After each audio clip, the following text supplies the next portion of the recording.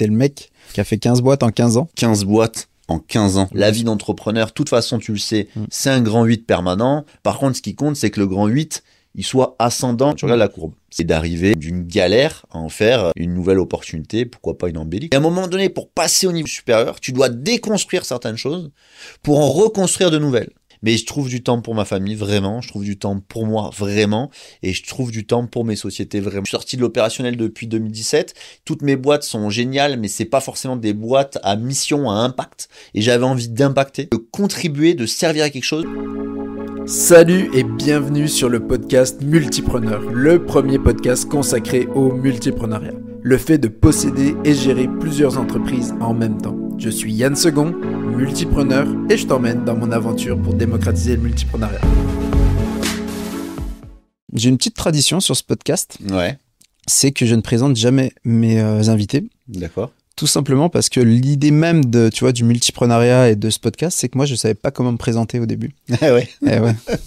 Le pitch elevator. Exactement. Tu sais, quand t'es sur, tu le sais, hein, quand tu vends autant des burgers. C'est difficile de résumer en une phrase tout ce que tu peux faire, c'est ça? C'est ça. Et, ouais. Et en même temps, t'as pas envie non plus de saouler les gens en mode je fais ça. Enfin, ouais. Donc toi, aujourd'hui, comment tu te présentes? Comment je me présente? Ouais. Ah, attends, je vais me présenter. Bonjour, je m'appelle Samuel, j'ai 38 ans. Je suis marié depuis 13 ans et heureux papa d'une petite fille de 7 ans. Okay. Et je suis aussi le fondateur et l'actuel dirigeant du groupe Empreinte. Tu vois, je m'arrête là. Bah. Et comme ça, les mecs, ils disaient soit OK, merci, salut. Soit, ah, mais Empreinte, c'est quoi? C'est intéressant. Tu me présentes aussi la famille directe. Ah ouais, toujours. C'est important. Bah ouais, c'est très important. Pour moi, je me résume pas juste à mon métier. Ouais, je suis d'accord avec toi. Je t'avoue d'ailleurs qu'il y a plein de fois, quand je savais pas encore comment me présenter avant le terme multipreneur, je faisais même des jeux pour esquiver cette question et aller sur des trucs plus profonds parce que le métier, ça nous définit pas au final. Ça fait pas complètement. Pas que ça. Quoi. Et sur le métier, quand j'avais du mal à exprimer tout ce que je faisais, je disais, je suis réparateur de briquets jetables. Ok, énorme. Du coup, les gens qui étaient intrigués, tu vois. Et puis ça, tu vois, ils se souvenaient de moi, du coup. Ouais, c'est pas mal. T'as aussi une autre formule pour te présenter. D'ailleurs, c'est un peu ta tagline sur LinkedIn. C'est que tu dis que t'es le mec qui a fait 15 boîtes en 15 ans. Ah oui, c'est vrai, ouais. Alors ça, je vais casser un mythe chez toi, tu vois. Je vais te donner un grand secret, c'est que c'est du marketing. Je trouvais ça bien, tu vois. 15 boîtes en 15 ans, tu vois. 15, j'ai trouvé ça stylé. Mais en fait, c'est totalement faux. Il y en a plus, c'est ça. J'adore. C'est 23 en 14 ans. Ah, mais du coup, je trouvais que ça sonnait pas bien, tu vois. Donc 15 en 15 ans, tu vois. Propre. Voilà, et je vais garder ça. Toi, tu dis 15 boîtes en 15 ans. Du coup, 23 boîtes en 14 ans. Par quoi t'es passé? Qu'est-ce que t'as lancé en premier?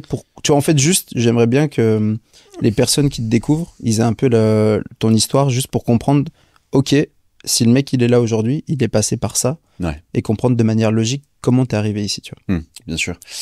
Alors, en fait, si tu veux, pour te faire un petit peu le résumé, moi, je suis fils d'ouvrier du bâtiment, mon papa, et ma maman assistante maternelle. Et en fait, il m'avait dit, fais tout ce que tu veux, sauf du bâtiment, mon papa, depuis que j'étais tout petit. Et en fait, je me suis pas du tout reconnu dans le système scolaire standard, tu vois. À l'école, j'étais très bon jusqu'au collège et j'ai totalement décroché au lycée. Et donc, à tel point que j'ai raté mon bac. Bon, après, je me suis pas trop donné les moyens parce que je suis allé à la moitié des épreuves ou même pas. Et à l'issue, je me suis dit, maintenant, il faut faire quelque chose, il faut travailler. Et je suis parti au Luxembourg et j'ai bossé dans le bâtiment. Pourquoi dans le bâtiment? Tout simplement parce que mon père m'avait dit, fais tout ce que tu veux sauf du bâtiment. Sauf qu'il s'était pas rendu compte qu'il m'avait transmis son savoir sans même le vouloir. Énorme. Moi, j'ai une capacité, c'est que quand je vois les choses, j'arrive, tu vois, j'ai de la chance, je suis manuel, vraiment. Donc, j'arrive à les reproduire. Et en fait, j'ai baigné là-dedans. Toutes mes vacances scolaires, je les ai passées avec lui. Dès que j'avais un petit peu de temps, je bricolais, tout simplement parce que les petites voitures et tout ça, j'en avais quand j'étais petit, mais ça m'intéressait pas vraiment. J'allais dans l'atelier de mon père, je plantais des clous, il y avait une chignole, je faisais des trous à la mano. Et donc, forcément, ça me plaisait et ça me paraissait facile. Donc, à mes 18 ans, je suis parti au Luxembourg et j'ai fait ça. Pourquoi le Luxembourg? Pourquoi? Parce que je m'étais dit que là-bas, on pouvait gagner un petit peu plus d'argent qu'ici. Ouais. Et j'avais envie d'ailleurs. Et j'avais une de mes sœurs qui habitait en Belgique. D'accord. C'était Ok. pas très loin. Je m'étais dit, j'ai un point d'attache là-bas, ça peut être cool. Parce que toi, t'es originaire de Montpellier à la base. Alors, je suis né à Béziers. Ok. Mais à l'âge de 4 ans, mes parents sont repartis vivre dans l'est de la France. Ok. Eux, ils sont originaires de là-bas. Mmh. Moselle et Meurthe-et-Moselle. Donc, Ok. de 4 à 14, 15 ans, j'étais là-bas. Et puis après, je suis revenu ici. Puis après, je suis reparti là-bas. Puis après, je suis revenu ici. Ok. Et donc, du coup, tu pars là-bas, tu te lances ouvrier dans le bâtiment. Ouais, du coup, ouvrier dans le bâtiment, Luxembourg. en mode imposteur. Ok. C'est-à-dire qu'en fait, je vais faire toutes les agences d'intérim. J'ai à peine 18 piges et je dis à tout le monde, bonjour, je suis chef d'équipe en maçonnerie. Ah non. Les mecs, ils me disent, t'es chef d'équipe de quoi? Limite, tu viens de naître. Je dis, bah, faites-moi confiance. Je suis né là-dedans. De toute façon, vous avez besoin de quelqu'un. Donc, je fais 1, 2, 3, 10, 15, 20 agences. Ok. Et à un moment donné, il y en a une qui craque, qui me donne ma chance. Ça se passe super bien. Au début, c'est difficile parce que forcément, manager des mecs qui sont beaucoup plus vieux que toi, etc., c'est un peu compliqué. Mais bon, en fait, ça se fait quand tu prouves que t'es légitime. Toujours pareil. Quel que soit ton âge, quel que soit ton sexe, ta couleur de peau, etc. Donc ça dure en gros 1 année et demie, quelque chose comme ça. Ok. Pendant 6 autres mois, je reste là-bas quand même. Et je dis à l'agence d'intérim, écoutez, faites-moi faire tout ce que vous voulez. Mais tout. Elle me dit, mais comment ça, tout? Mais je dis, bah oui, vous m'avez fait confiance. Continuez à me faire confiance. Moi, je veux manger de tout. Je veux essayer tout. Le mec était déjà multipreneur avant même voilà. avant même de lancer sa boîte. En fait, tu vois, voir des choses et tout. Ouais. Elle me dit, mais tout. J'ai dit, oui, j'en ai rien à faire. Franchement, vous me faites faire tout. Donc, j'ai bossé dans un truc de bagnole de luxe. Ok. Je faisais les nettoyages. Après, je faisais une partie des ventes. J'ai fait dans une boulangerie. J'ai bossé dans une usine de métallerie. Enfin, j'ai fait plein de trucs pendant 6 mois, des petites missions. Une semaine, 10 jours, etc. Et puis au bout de 6 mois, bah, j'étais content parce que j'avais vu plein de trucs, mais rien ne me plaisait plus que ça. Tu vois, j'ai pas eu d'illumination en mode waouh, c'est ça qu'il faut que je fasse. J'aime bien toucher à tout en fait. Et je suis rentré du coup sur Montpellier, puisque mes parents sont de là maintenant, donc enfin habitent ici à Béziers, donc je me suis dit bah ok, voilà, j'ai ce point d'accroche là. 1 an et demi à nouveau, non pas 1 an et demi en fait, je t'ai dit 1 an et demi, mais je suis trompé, c'est 2 ans et demi en tout, et là 2 ans et demi après en tout ici en salarié à Montpellier, Ok. dans une boîte en fait qui faisait de la rénovation. Voilà, 2 associés, un associé était en train de partir, moi j'arrive à ce moment-là. Ok. Et en fait, je me prends la place quasiment de l'ancien associé, je fais un peu tout, j'ai une super complémentarité avec l'autre associé. Ok. Qui reste. Et pendant 2 ans et demi, je gère un maximum de choses dans cette société-là. Ça se passe bien. Mais au bout de 2 ans et demi, j'arrive à un point où je me dis, j'ai fait le tour du truc. J'ai l'impression que je fais beaucoup de choses, mais que j'ai pas finalement le retour de toute l'implication que je peux mettre et avoir.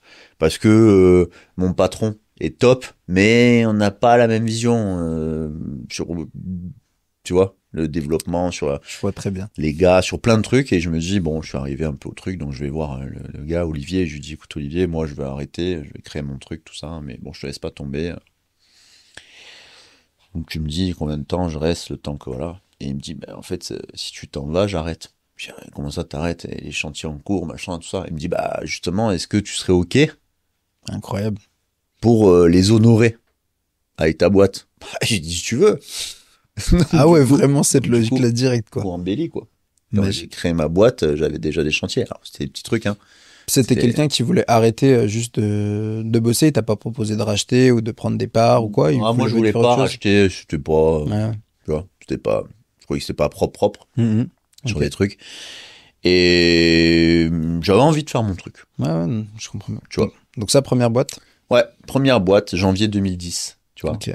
Donc ça fera 15 ans en Mhm. janvier 2025. Énorme. Voilà. Et donc 2010, tu lances ta première boîte, du coup, dans la rénovation. Janvier 2010, 23 ans, je lance ma première boîte dans la rénovation. J'ai cette chance-là d'avoir déjà 2-3 projets signés, des petits projets, Ouais. mais je démarre comme ça. Ok. Et en fait, moi, ma particularité, c'est que j'aime pas du tout travailler seul. Mm. J'aime bien, tu vois, avoir une équipe, partager, manager, etc. Et donc, direct, j'engage 2 personnes. Ça tombe bien, parce que de toute façon, T'as des il faut contrats que- qui sont- voilà, tu j'ai les des faire. contrats.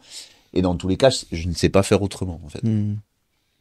Même si je peux faire tout le truc moi-même, tu vois, par exemple, dans le bâtiment, je te montre des cloisons, je te montre des murs et tout. Il faut une personne ou deux juste qui est là, limite, passe-moi l'outil. Ouais, passe-moi l'outil, mais... C'est énorme. Ouais, c'est énorme. Bon, maintenant, ça va mieux avec l'âge, je pourrais faire d'autres trucs tout seul, mais vraiment, ça avait ce truc-là, tu vois. Bref, donc, je crée cette société et c'est parti, et j'ai ces premiers chantiers, et puis après, très vite, j'en ai d'autres, ça a fonctionné hyper bien. Ok. Tout simplement parce que je pense que aujourd'hui, quand tu fais, il y a 15 ans, c'était pareil, quand tu fais simplement bien ton travail, tu parais exceptionnel. J'aime à le dire, je le dis souvent. Et donc, surtout plus dans le bâtiment, tu vois, tu respectes tes engagements, la parole donnée, tu fais ce que tu dis ce que tu fais. Ça, c'est des trucs simples, Ouais. mais tellement. Qui font la diff. Voilà. Et donc, ça cartonne, j'ai du boulot, je signe, j'avance, machin. Mais je galère énormément avec mon staff. Ok. Énormément, parce que j'ai l'impression, tu vois, que j'arrive pas à les fédérer pour qu'ils puissent faire, si tu veux, ce sur quoi je me suis engagé, tu vois, avec les gens, j'ai pris des engagements sur des délais, etc. Et moi, ça me rend malade d'être en retard, tu vois. Je suis jamais en retard, je supporte pas ça, ouais. Et si tu veux, du coup, ça me crée un énorme stress, énorme. Et la première année à 23 ans, je fais un double ulcère. Ah ouais. Ouais, un ulcère à l'estomac. Ça travaillait bien, quoi. Ah ouais. Un ulcère à l'estomac, un ulcère à l'œsophage. Tu vois. Double ulcère. 23 ans.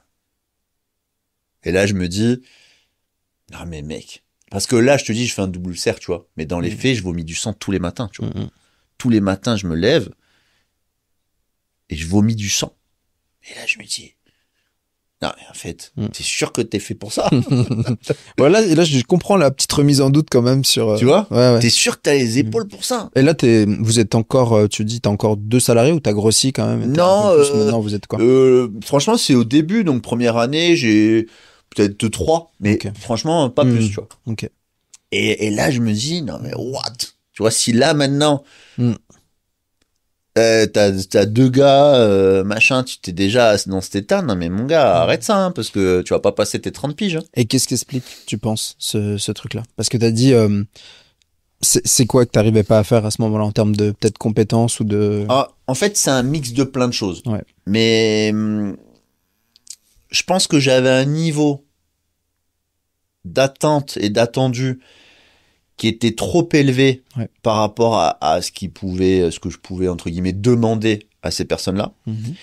Ensuite, je pense que la jeunesse faisait que je les avais pas bien intégrés, tu vois, que c'était un peu le feu, que je pensais, tu sais, la communication, dire quelque chose, exprimer, mais peut-être que je le faisais mal. Enfin, vraiment, je me remets beaucoup en question.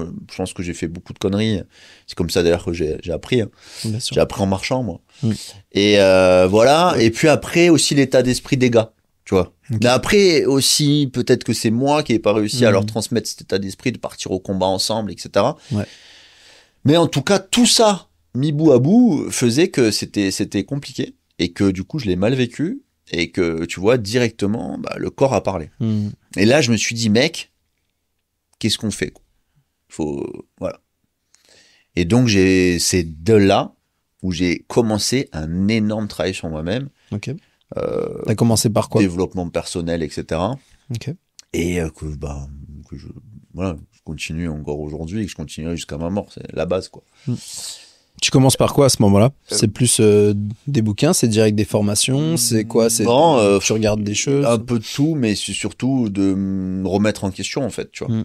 Remettre en question, de me dire, non mais attends, en fait, si aujourd'hui, avec ce niveau d'activité, 2 personnes, machin, en gros, t'es dans ce mood-là, alors que, tu vois, j'avais des ambitions. Je voulais faire, tu vois, la boîte, plus de 10 personnes, 20, pourquoi pas. Enfin, j'avais des ambitions. Les millions, les trucs, les machins. Je me dis, mais en fait, là, tu bricoles, entre guillemets, et t'es déjà KO, tu vois, donc c'est peut-être pas pour toi, tu vois. Et donc, ça m'a appris à me poser des questions, à analyser, à relativiser, à essayer de distinguer l'important de l'essentiel, à conserver mon niveau d'exigence, mais à augmenter mon niveau de tolérance. Bon, bref, il y a amené plein de choses, en fait, plein de travail autour de ça. Et pour pouvoir, en fait, persévérer et performer. Comment tu t'en sors de ces ulcères? Comment? Franchement, parce que la boîte, tu la fermes pas. ah non, Donc, elle est toujours active aujourd'hui. et ouais. Donc du coup, tu vois, Ouais. qu'est-ce qui s'est passé? Ouais. Comment tu te passes d'une. Je trouve des solutions. Donc en fait, si tu veux, je te dis, il y avait pas mal de trucs qui étaient un peu, je pense, de mon fait, Ouais. mais aussi il y avait aussi l'état d'esprit des gars. Ouais. Voilà. Et ce qui me sauve peut-être entre guillemets, c'est que je rencontre un gars que j'embauche et qui est d'origine roumaine. Et ça se passe hyper bien, tu vois. Un Roumain, mais intégré ici, qui parle français et tout, tu vois. Et ça se passe hyper bien, et je me dis, waouh, non, mais si j'avais que des gars comme ça, non, j'aurais plus de problème, quoi. Parce qu'avant, je me dis, vraiment, c'est 100% de ma faute. Enfin, au 90, j'ai tout le temps un peu ce truc de me remettre en question, tu vois. Mais là, je me dis, putain, waouh, ce gars, tu vois, c'est une embellie. Et ce gars me dit, non, mais Samuel, moi, si tu veux, j'ai mon beau-frère, mon cousin, mon voisin, mon machin, ils peuvent venir, quoi. J'ai dit, c'est-à-dire, il dit, bah oui, ils sont en Roumanie, mais en gros, je leur dis, machin, ils viennent. Waouh. Donc en 2011, si tu veux, là on est à 2011 du coup. Toujours, ouais, t'as quoi là? T'as 24 ans, t'as 24, 25. Ouais, Ouais, 24 ans, j'ai un an de boîte, tu vois. Mm. J'ai fait une fière, et il me dit ça, et moi je me dis, ouais, attends. Et en fait, la Roumanie est rentrée dans l'Union Européenne en 2004, avec une période Ok. de transition de 10 ans jusqu'en 2014. Et là, t'es en 2011. Et donc, c'est pas si simple que ça. Mm. Il faut faire des cartes de séjour, il faut payer des taxes parce que t'engages un Roumain et pas un Français, blablabla, blablabla. À l'époque, maintenant ça va mieux, les Roumains et tout, mais ont pas super bonne presse. Arrivent ici, ils peuvent pas être logés, donc hyper galère. Mais c'est quoi? Je dis vas-y, on y va. Et donc, Franchement, la solution à l'ulcère, je l'avais pas vu venir comme ça. Je bah t'avoue, ouais. c'est ouf, hein. Non, non, mais vas-y, ok, ouais. On fait Continue. venir, ouais, mais parce Ouais, que non, c'est mais ça oui. qui a débloqué le truc. Ouais, mais c'est incroyable. Ouais, vas-y. on fait venir deux gars et je les loge chez moi. Mais moi, j'étais à l'époque locataire d'un T3, Mm, tu vois. Et je les loge chez moi parce que j'ai pas le choix. énorme. J'ai pas plus d'oseille que ça, je peux pas, voilà. Donc je les loge et là, ça se passe bien. Mais quand je dis ça se passe bien, c'est on arrache tout simplement parce que je dis le matin, les gars, on fait ça. Je pars sur un autre chantier, je fais des approches, je fais le machin, je reviens le soir, c'est fait. Et là, à cette époque-là, tout le monde me dit, ouais, mais c'est quoi, t'es roumain, qu'est-ce que tu fais, tu les payes pas, ils sont pas déclarés, tout ça. J'ai eu 7 fois l'inspection du travail. Donc les mecs, ils me balançaient ou quoi, etc. Bon, ça, c'était un peu plus tard quand j'en avais beaucoup plus, mais pour te dire, tu vois, cette période. Et en fait, ils me disent, mais Samuel, quel intérêt, tu vois, d'engager un roumain plutôt qu'un français, parce qu'eux ne parlaient que roumain, en plus. Donc hyper compliqué. Et moi, je Tu leur parles roumain maintenant, du coup? Ouais. ou pas C'est énorme. Je parle roumain, j'écris roumain, ouais, C'est incroyable. couramment. Beaucoup mieux, tu vois, je parle d'autres langues comme l'anglais, mais là, le roumain, c'est easy, quoi, courant. Et en fait, je leur dis, non, mais les gars, vous vous rendez pas compte, c'est que ces gens-là, tu leur dis, fais ça, ils le font. C'est comme si moi, en fait, tu me dis, fais ça, et moi, quand je bossais, que j'étais ça, je faisais pareil, tu vois, mais j'arrivais pas à trouver des gars comme ça, et en tout cas, eux, ils ont ce truc-là en commun. C'est des bosseurs qui ont une valeur du travail, etc. Et donc, je l'ai payé super bien, je l'ai logé, ils étaient super contents, gagnant-gagnant, et on bombardait tous ensemble, quoi. C'est énorme. On frappait des heures, on faisait des trucs, et du coup, ben, en fait, ça m'a regagné, tu vois, en confiance, en légèreté, en machin, je tenais mes engagements, ça envoyait, etc. Ça s'est super bien passé. C'est comme ça que je me suis sorti de mon ulcère. Et en plus, en relativisant, en réfléchissant, en trouvant des solutions, parce que de toute façon, la vie d'entrepreneur, ce n'est que ça. C'est des adversités. Et l'enjeu, c'est de transformer, justement, tes défis en opportunités. Et d'arriver d'une galère à en faire une nouvelle opportunité, pourquoi pas une embellie, quoi. Ouais. Alors, juste pour être clair, ceci n'est pas un conseil médical, hein. Si vous avez un ulcère, c'est pas forcément la solution. Consultez quand même un médecin. Faut peut-être pas juste aller chercher des amis roumains, ils soigneront pas forcément les ulcères, mais voilà. En tout cas, trop chouette. Et donc cette boîte, donc elle monte, on voit que tu commences à faire du chiffre. Ouais. Et donc la question c'est à quel moment tu lances la deuxième? Ouais. Tu vois, à quel moment tu te dis il faut que je lance une deuxième boîte, ou pourquoi tu te dis ça, tu vois? Alors en fait, j'ai mis des années avant de lancer une deuxième boîte, Ok. tu vois. Et c'est ensuite que j'ai vraiment accéléré. Ok. Donc, j'ai lancé ma seconde boîte en 2014. Ok. Tu vois, donc 4 ans après. Ça va quand même. Ouais. En termes de vitesse. Ouais. Non, mais Ok, je veux dire, d'accord. pour ce qu'on peut, tu vois, ce qu'on peut voir. Pour des personnes, 4 ans, ça peut être. Il y en a, ils n'ont jamais de deuxième boîte. Ouais, je comprends. Ouais. Mais en fait, ce que je veux dire, c'est que j'ai voulu quand même stabiliser, avoir un socle solide, tu vois. Parce que moi, à contrario, je vois des gens, ils sont là depuis 6 mois, ils ont un truc, et puis du coup, ils veulent en faire un autre, et puis un autre, et puis un autre, et puis du coup, t'as limite le syndrome de l'objet brillant, tu cours de partout, et tu fais rien, machin. Moi, je voulais un socle solide, étant précisé que, on l'a pas dit, mais quand j'ai créé ma boîte, j'avais peanuts. Quand je dis peanuts, c'est peanuts. Moi, je suis issu d'une famille modeste, on va pas donner d'argent. J'ai travaillé au Luxembourg et tout, j'avais fait un peu d'oseille, mais j'avais tout cramé parce que voilà, c'était l'âge.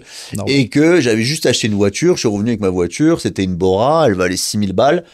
Et j'ai vendu ma Bora 6 000 balles et c'est ce que j'avais pour créer ma boîte. Et je pars de ça. Et avec 6 000 balles, j'ai acheté une ambulance aux enchères, j'ai acheté un lot d'outils et allez, on était parti et on démarrait ça. Donc bon. Et est-ce que ça, t'en avais conscience, tu vois, au moment où, quand t'es dedans, tu te dis, ok, faut que j'ai ce socle solide, faut que tu vois cette première boîte, elle soit solide avant de me lancer, ou alors c'est plus, tu vois, maintenant a posteriori que tu te dis, ça a marché parce que, tu vois, j'avais ce socle solide. À la base, je me suis pas dit, je vais créer 15 boîtes, 20 boîtes, 30 boîtes, je me suis pas dit ça. À la base, je me suis dit, ok, j'ai pas fait d'études, les solutions de trouver un job, voilà. Je me suis lancé dans le bâtiment, ça marche, mais est-ce que je vais faire carrière toute ma vie? Ça me plaît, mais j'ai besoin d'autres choses, j'ai envie de voir plein de choses, etc. C'est pas non plus, voilà, ça me plaît énormément. Je maîtrise, mais voilà. Donc, si tu veux, je savais pas. Et l'entrepreneuriat, je me suis créé mon propre job, limite pour me sauver, pour me trouver une solution. Énorme. Parce que en plus, j'ai ce côté où j'aime bien faire le truc, j'aime bien l'idée, j'aime bien, tu vois. Mon père, encore un truc, il me disait quand j'étais petit, il me disait, je sais pas ce que tu feras plus tard, mais vraiment, t'auras intérêt à commander ton truc, parce que si on me dit fais ça, toi, tu kiffes pas, tu vois. Et du coup, bah voilà, tu vois, j'ai créé cette boîte, et en 2014, j'ai créé une autre boîte qui était marchand de biens. D'accord.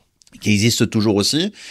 Et en fait, ça, c'est pareil, c'est que je fais du bâtiment, IMO, forcément, ça va avec. Ouais, ça colle. Moi, j'avais l'exemple de mes parents, justement, qui étaient locataires, à 75 ans, etc. Je me suis dit, il faut que je fasse quelque chose. Donc, direct, en fait, dès que j'ai pu, j'ai acheté en perso ma résidence principale. Donc, dès que j'ai pu. Et j'ai acheté, revendu. J'en ai fait plusieurs. Et à un moment donné, je me suis dit, ça correspondait au développement de la vie, donc c'était logique, mais ça me donnait envie aussi d'en faire pour faire des plus-values, tu vois. Et là, je me suis dit, bah là, maintenant, il faut en faire un métier. Ça s'appelle marchand, donc j'ai créé une boîte, 2014, et j'en ai fait un métier. T'avais déjà fait là des belles plus-values pour toi, à titre perso, à ce moment-là, pour te mettre bien. Ouais. J'avais fait des belles plus-values. Et du coup, je me dis, bah top, j'ai testé, entre guillemets, c'est un peu le truc, tu testes le machin, et puis en fait, t'en fais un business, quoi. C'est un peu la base. Je vois bien de quoi tu parles. Voilà, je sais. Donc du coup, je me suis dit, bah ok, très bien. Et j'ai lancé cette boîte de marchand, fait des opérations, voilà. Donc ça, c'était vraiment, on va dire, les... Connexe. Voilà. Mais donc là, ça vient quand même d'une initiative, je dirais, perso, c'est-à-dire que tu as décelé un peu une opportunité à titre perso, tu t'es lancé, et là, il y a quand même une grosse synergie entre ces deux boîtes-là. Ouais. C'est marrant parce que ça fait penser à la vidéo que tu disais là, l'opportunité, la synergie, la truc et tout ça. Bah c'est ça. En fait, c'est à la fois l'opportunité et à la fois la synergie. Tu verras quand je devais décrire un peu plus largement mon groupe, mais il y a à la base, je pense synergie, moi. Ça, tu vois, ça m'intéresse. Et je pense que on va accélérer un petit peu, tu vois, le parcours pour qu'on rentre quand même vraiment dans le dur, parce que je pense que tu as énormément de valeur à apporter à ceux qui nous écoutent. Du coup, tu lances cette première boîte, tu lances cette deuxième boîte, et ensuite tes autres boîtes, comment tu les as lancées, à quel rythme? T'as dit que ça a accéléré, tu vois. Parce que moi, ce qui m'intéresse, et je te fais le teasing, comme ça tu sais où aller aussi au niveau de la direction, c'est à quel moment tu commences à penser groupe, et plus à penser je lance une entreprise. 2016. Donc en fait, si tu veux, c'est ultra clair dans la tête. Non mais j'aime bien. En fait, si tu veux, donc créer cette boîte marchand, etc. Et puis si tu veux, j'ai réussi entre guillemets à faire quelque chose dans l'immobilier. C'est-à-dire vraiment, j'ai généré de la valeur. Je me suis créé un patrimoine. J'ai plusieurs biens immobiliers en perso. J'ai fait des belles plus-values. J'ai réussi grâce à ces plus-values à placer de l'argent. Voilà, on va dire, je me dis, ok, tu vois, en 2016, je me dis, ouais, je suis bien. C'est cette boîte-là qui t'a vraiment permis de... En fait, si tu veux, pour moi, c'est mon boulot. Donc, ma boîte de réno. Je vois ça comme une clé qui m'a permis d'ouvrir des portes. Donc, d'obtenir des crédits, des leviers bancaires, etc. pour faire des achats-reventes tant en perso qu'en pro. Grâce à ça, j'avais acquis une certaine liberté financière. En 2016, clairement, je me dis, qu'est-ce que je fais? Parce qu'attention, on va pas raconter toutes les histoires, mais c'était pas un long fleuve tranquille. Même avec mes super gars et tout ça, plein de galères. La vie d'entrepreneur, de toute façon, tu le sais, c'est un grand 8 permanent. T'es bien, t'es pas bien, t'es bien, t'es pas bien. Par contre, ce qui compte, c'est que le grand 8, il soit ascendant quand tu regardes la courbe. Ce qui était le cas. Mais c'était dur. Donc, je me dis, ok, en 2016, qu'est-ce que je fais? Parce que ma boîte, attention, j'avais 15 employés, c'était plus le truc de 2 personnes, je faisais des OP, enfin, ça marchait, tu vois. Je me dis, est-ce que je lève le pied, je revends ma boîte, je garde mon IMO, limite je vais vivre à Bali, tu vois. Bah ouais. Et j'ai vraiment été tiraillé. Et pendant 15 jours, un truc comme ça, ce qui est énorme pour moi. On parlera de ta prise de décision et ta réactivité 15 jours, mais c'est énorme, tu vois, pour moi. Pendant 15 jours, je me dis, ok, qu'est-ce que je fais, tu vois. Et puis, en fait, la suite, on la connaît. Je me suis dit, ok, non, en fait, je décide que ce que j'ai fait, je vais, en fait, qu'est-ce qui m'anime, tu vois, je vais me faire chier, moi, à Bali, à machin. Donc, ce qui m'anime, en fait, c'est de créer des choses, c'est de me nourrir intellectuellement, c'est, voilà. Et donc, de là, bah, je réfléchis, je mets en place, je pense à l'avenir. Et puis après, bah, les différentes filiales. À ce moment-là, tu as quelle vision, justement?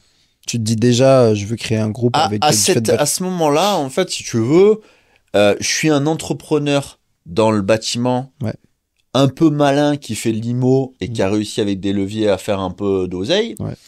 Mais je suis pas un chef d'entreprise. Pourtant, tu vois, chef d'entreprise. J'ai 15 gars, etc. Mais tu vois, je suis mal structuré. En fait, je suis un homme clé. Tu vois, je travaille vraiment dans ma boîte. Tu vois. Tu restes dans l'opérationnel. Ouais, les mains dans le cambouis. Je fais honnêtement beaucoup de choses, quoi. Je fais les devis, je fais évidemment tous les rendez-vous clients, je fais les commandes des matériaux, je fais les suivis des chantiers. En fait, je fais vraiment beaucoup de choses. Et je suis pas structuré. Et donc, en 2016, je me dis, ok, je vais structurer. Et là, je change le modèle. C'est-à-dire que avoir 15 gars de terrain et en fait, moi qui fais tout le reste, je change. Je prends une secrétaire, une assistante, je prends un conducteur de travaux, un chef de chantier, un machin. Et en fait, je prends 6 personnes pour faire le taf que je faisais. Pour te sortir de l'opérationnel. Ouais, exactement. Donc, à ce moment-là, vraiment, tu commences à réfléchir et à te dire, OK, il faut que je structure pour moi sortir un peu de l'opérationnel. Exactement. En fait, là, à ce moment-là, je m'achète du temps. Tu vois? Deuxième phase. Première phase, tu gagnes de l'argent. Voilà. Deuxième phase, tu redépenses cet argent gagné pour te gagner du temps. Là, maintenant, je dis, OK, tu sais quoi?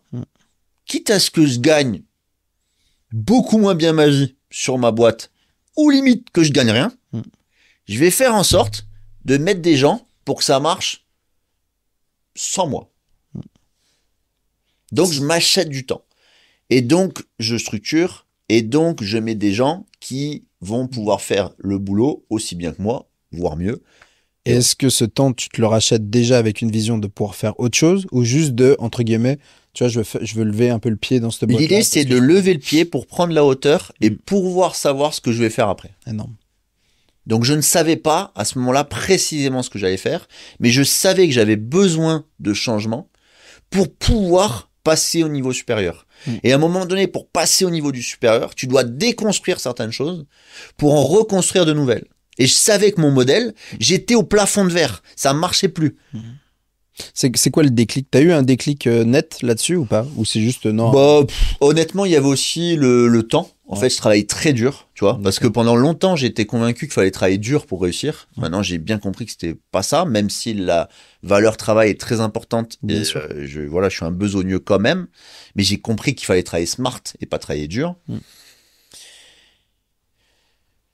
Et du coup, à ce moment-là, tu prends de la hauteur. T'es parti trop, c'est pour ça. Je suis parti, je sais plus où j'étais. Non, mais justement, moi, ce qui m'intéresse, donc c'est là, t'as pris de la hauteur, tu conscientises que bah, tu veux changer de game un peu, en fait, et commencer à aller faire autre chose.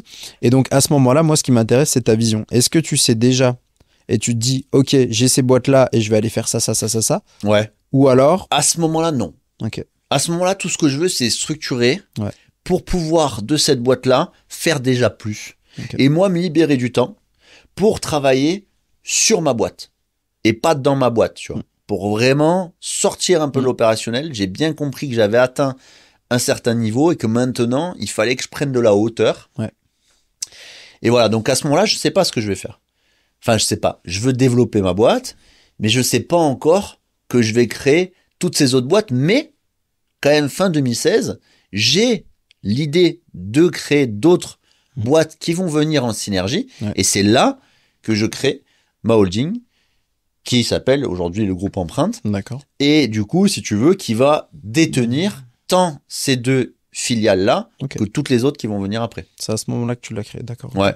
Vraiment au niveau vision. Donc là, tu crées la structure, on va dire, tu te structures plutôt juridiquement, plutôt fiscalement. C'est ça. Et après, qu'est-ce qui se passe? Parce que là c'est bon. Maintenant que tu es structuré, c'est-à-dire, ça y est, Qu'est-ce qui se passe? t'es sorti de l'opérationnel, entre guillemets, ouais. t'as libéré pas mal de Bien temps, sûr. tu t'es structuré pour le après. Ouais. Donc là, il y a un moment où t'arrives et en gros, t'es quand même dans la logique de bon, maintenant, qu'est-ce que je fais, quoi. Ouais. Alors, qu'est-ce qui se passe? Donc, déjà, je passe quand même pas mal de temps parce que ma structuration, elle était pas facile. Parce que là, je te dis comme ça, oui, j'engage un conducteur de travaux, un chargé d'affaires, un machin, un truc. Ouais, mais d'accord. Mais les mecs, ils arrivent, tu les balances là, t'as de nouveau le même problème que j'avais avec mon premier employé. Parce que, en fait, quand t'es entrepreneur comme ça et que tu développes une boîte, tu changes de boulot plein de fois. Bien sûr.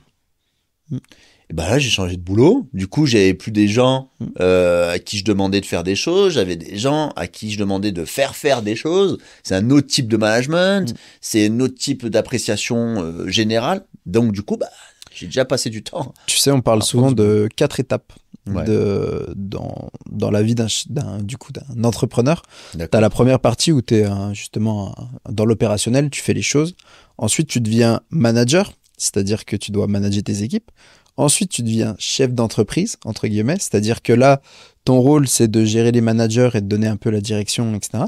Et ensuite, tu deviens un peu capitaine d'industrie, c'est-à-dire que là, ton rôle, c'est en fait d'avoir la mission, de la vision et la mission de ton entreprise. Donc en fait, là, tu dois faire du réseau, connaître qu'est-ce qui va se passer dans ton secteur d'activité, connaître les différents réseaux, faire un peu de lobbying, etc. pour pouvoir réussir justement à transmettre aux chefs d'entreprise, tu vois, aux autres, cette vision-là. Donc c'est intéressant parce que ce que tu nous racontes, on voit vraiment ton évolution step by step. Et là, vu où tu en es aujourd'hui, c'est clair que tu es au stade du capitaine d'industrie qui connaît ses marchés de ces différentes boîtes, qui sait comment travailler sur ça, qu'est-ce qu'il faut faire et quelle vision ils font donner à la boîte pour réussir à aller sur ces marchés-là. Je connais pas ce terme, mais écoute, je connaissais pas, mais écoute, ça me va bien. Tu pourras changer. Tu pourras dire oui, mon capitaine, du coup. Voilà, c'est exactement ça, mon capitaine. Quoi. Et donc, ouais, je te dis, moi, ce qui m'intéresse, c'est à ce moment-là, pour te lancer, comment tu fais le choix de la prochaine boîte? Alors, en fait, là, vraiment, c'est la synergie. Ouais. En fait, la boîte d'après, je me dis, ok, j'ai besoin, en fait, de boîtes complémentaires à mon activité. En fait, tu vois, je fais le constat que, ok, j'ai mon activité, mais que, globalement, c'est compliqué pour trouver des jolis matériaux, pour être efficient dans le parcours client au départ, tu vois. Okay. Et je me dis, ok, qu'est-ce que je peux imaginer pour gagner du temps, pour que les gens améliorer l'expérience client, améliorer mon efficience, améliorer tout ça, etc. Et je commence, tu vois, c'était déjà en 2016, une matériothèque. Okay. Mais tu vois, c'est pas vraiment une boîte.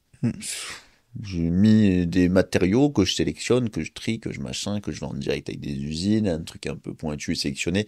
Évidemment, je ne vends pas de plaques de placo ou de parpaing. Je vends que des trucs déco un peu sympas, de produits de finition. Ouais.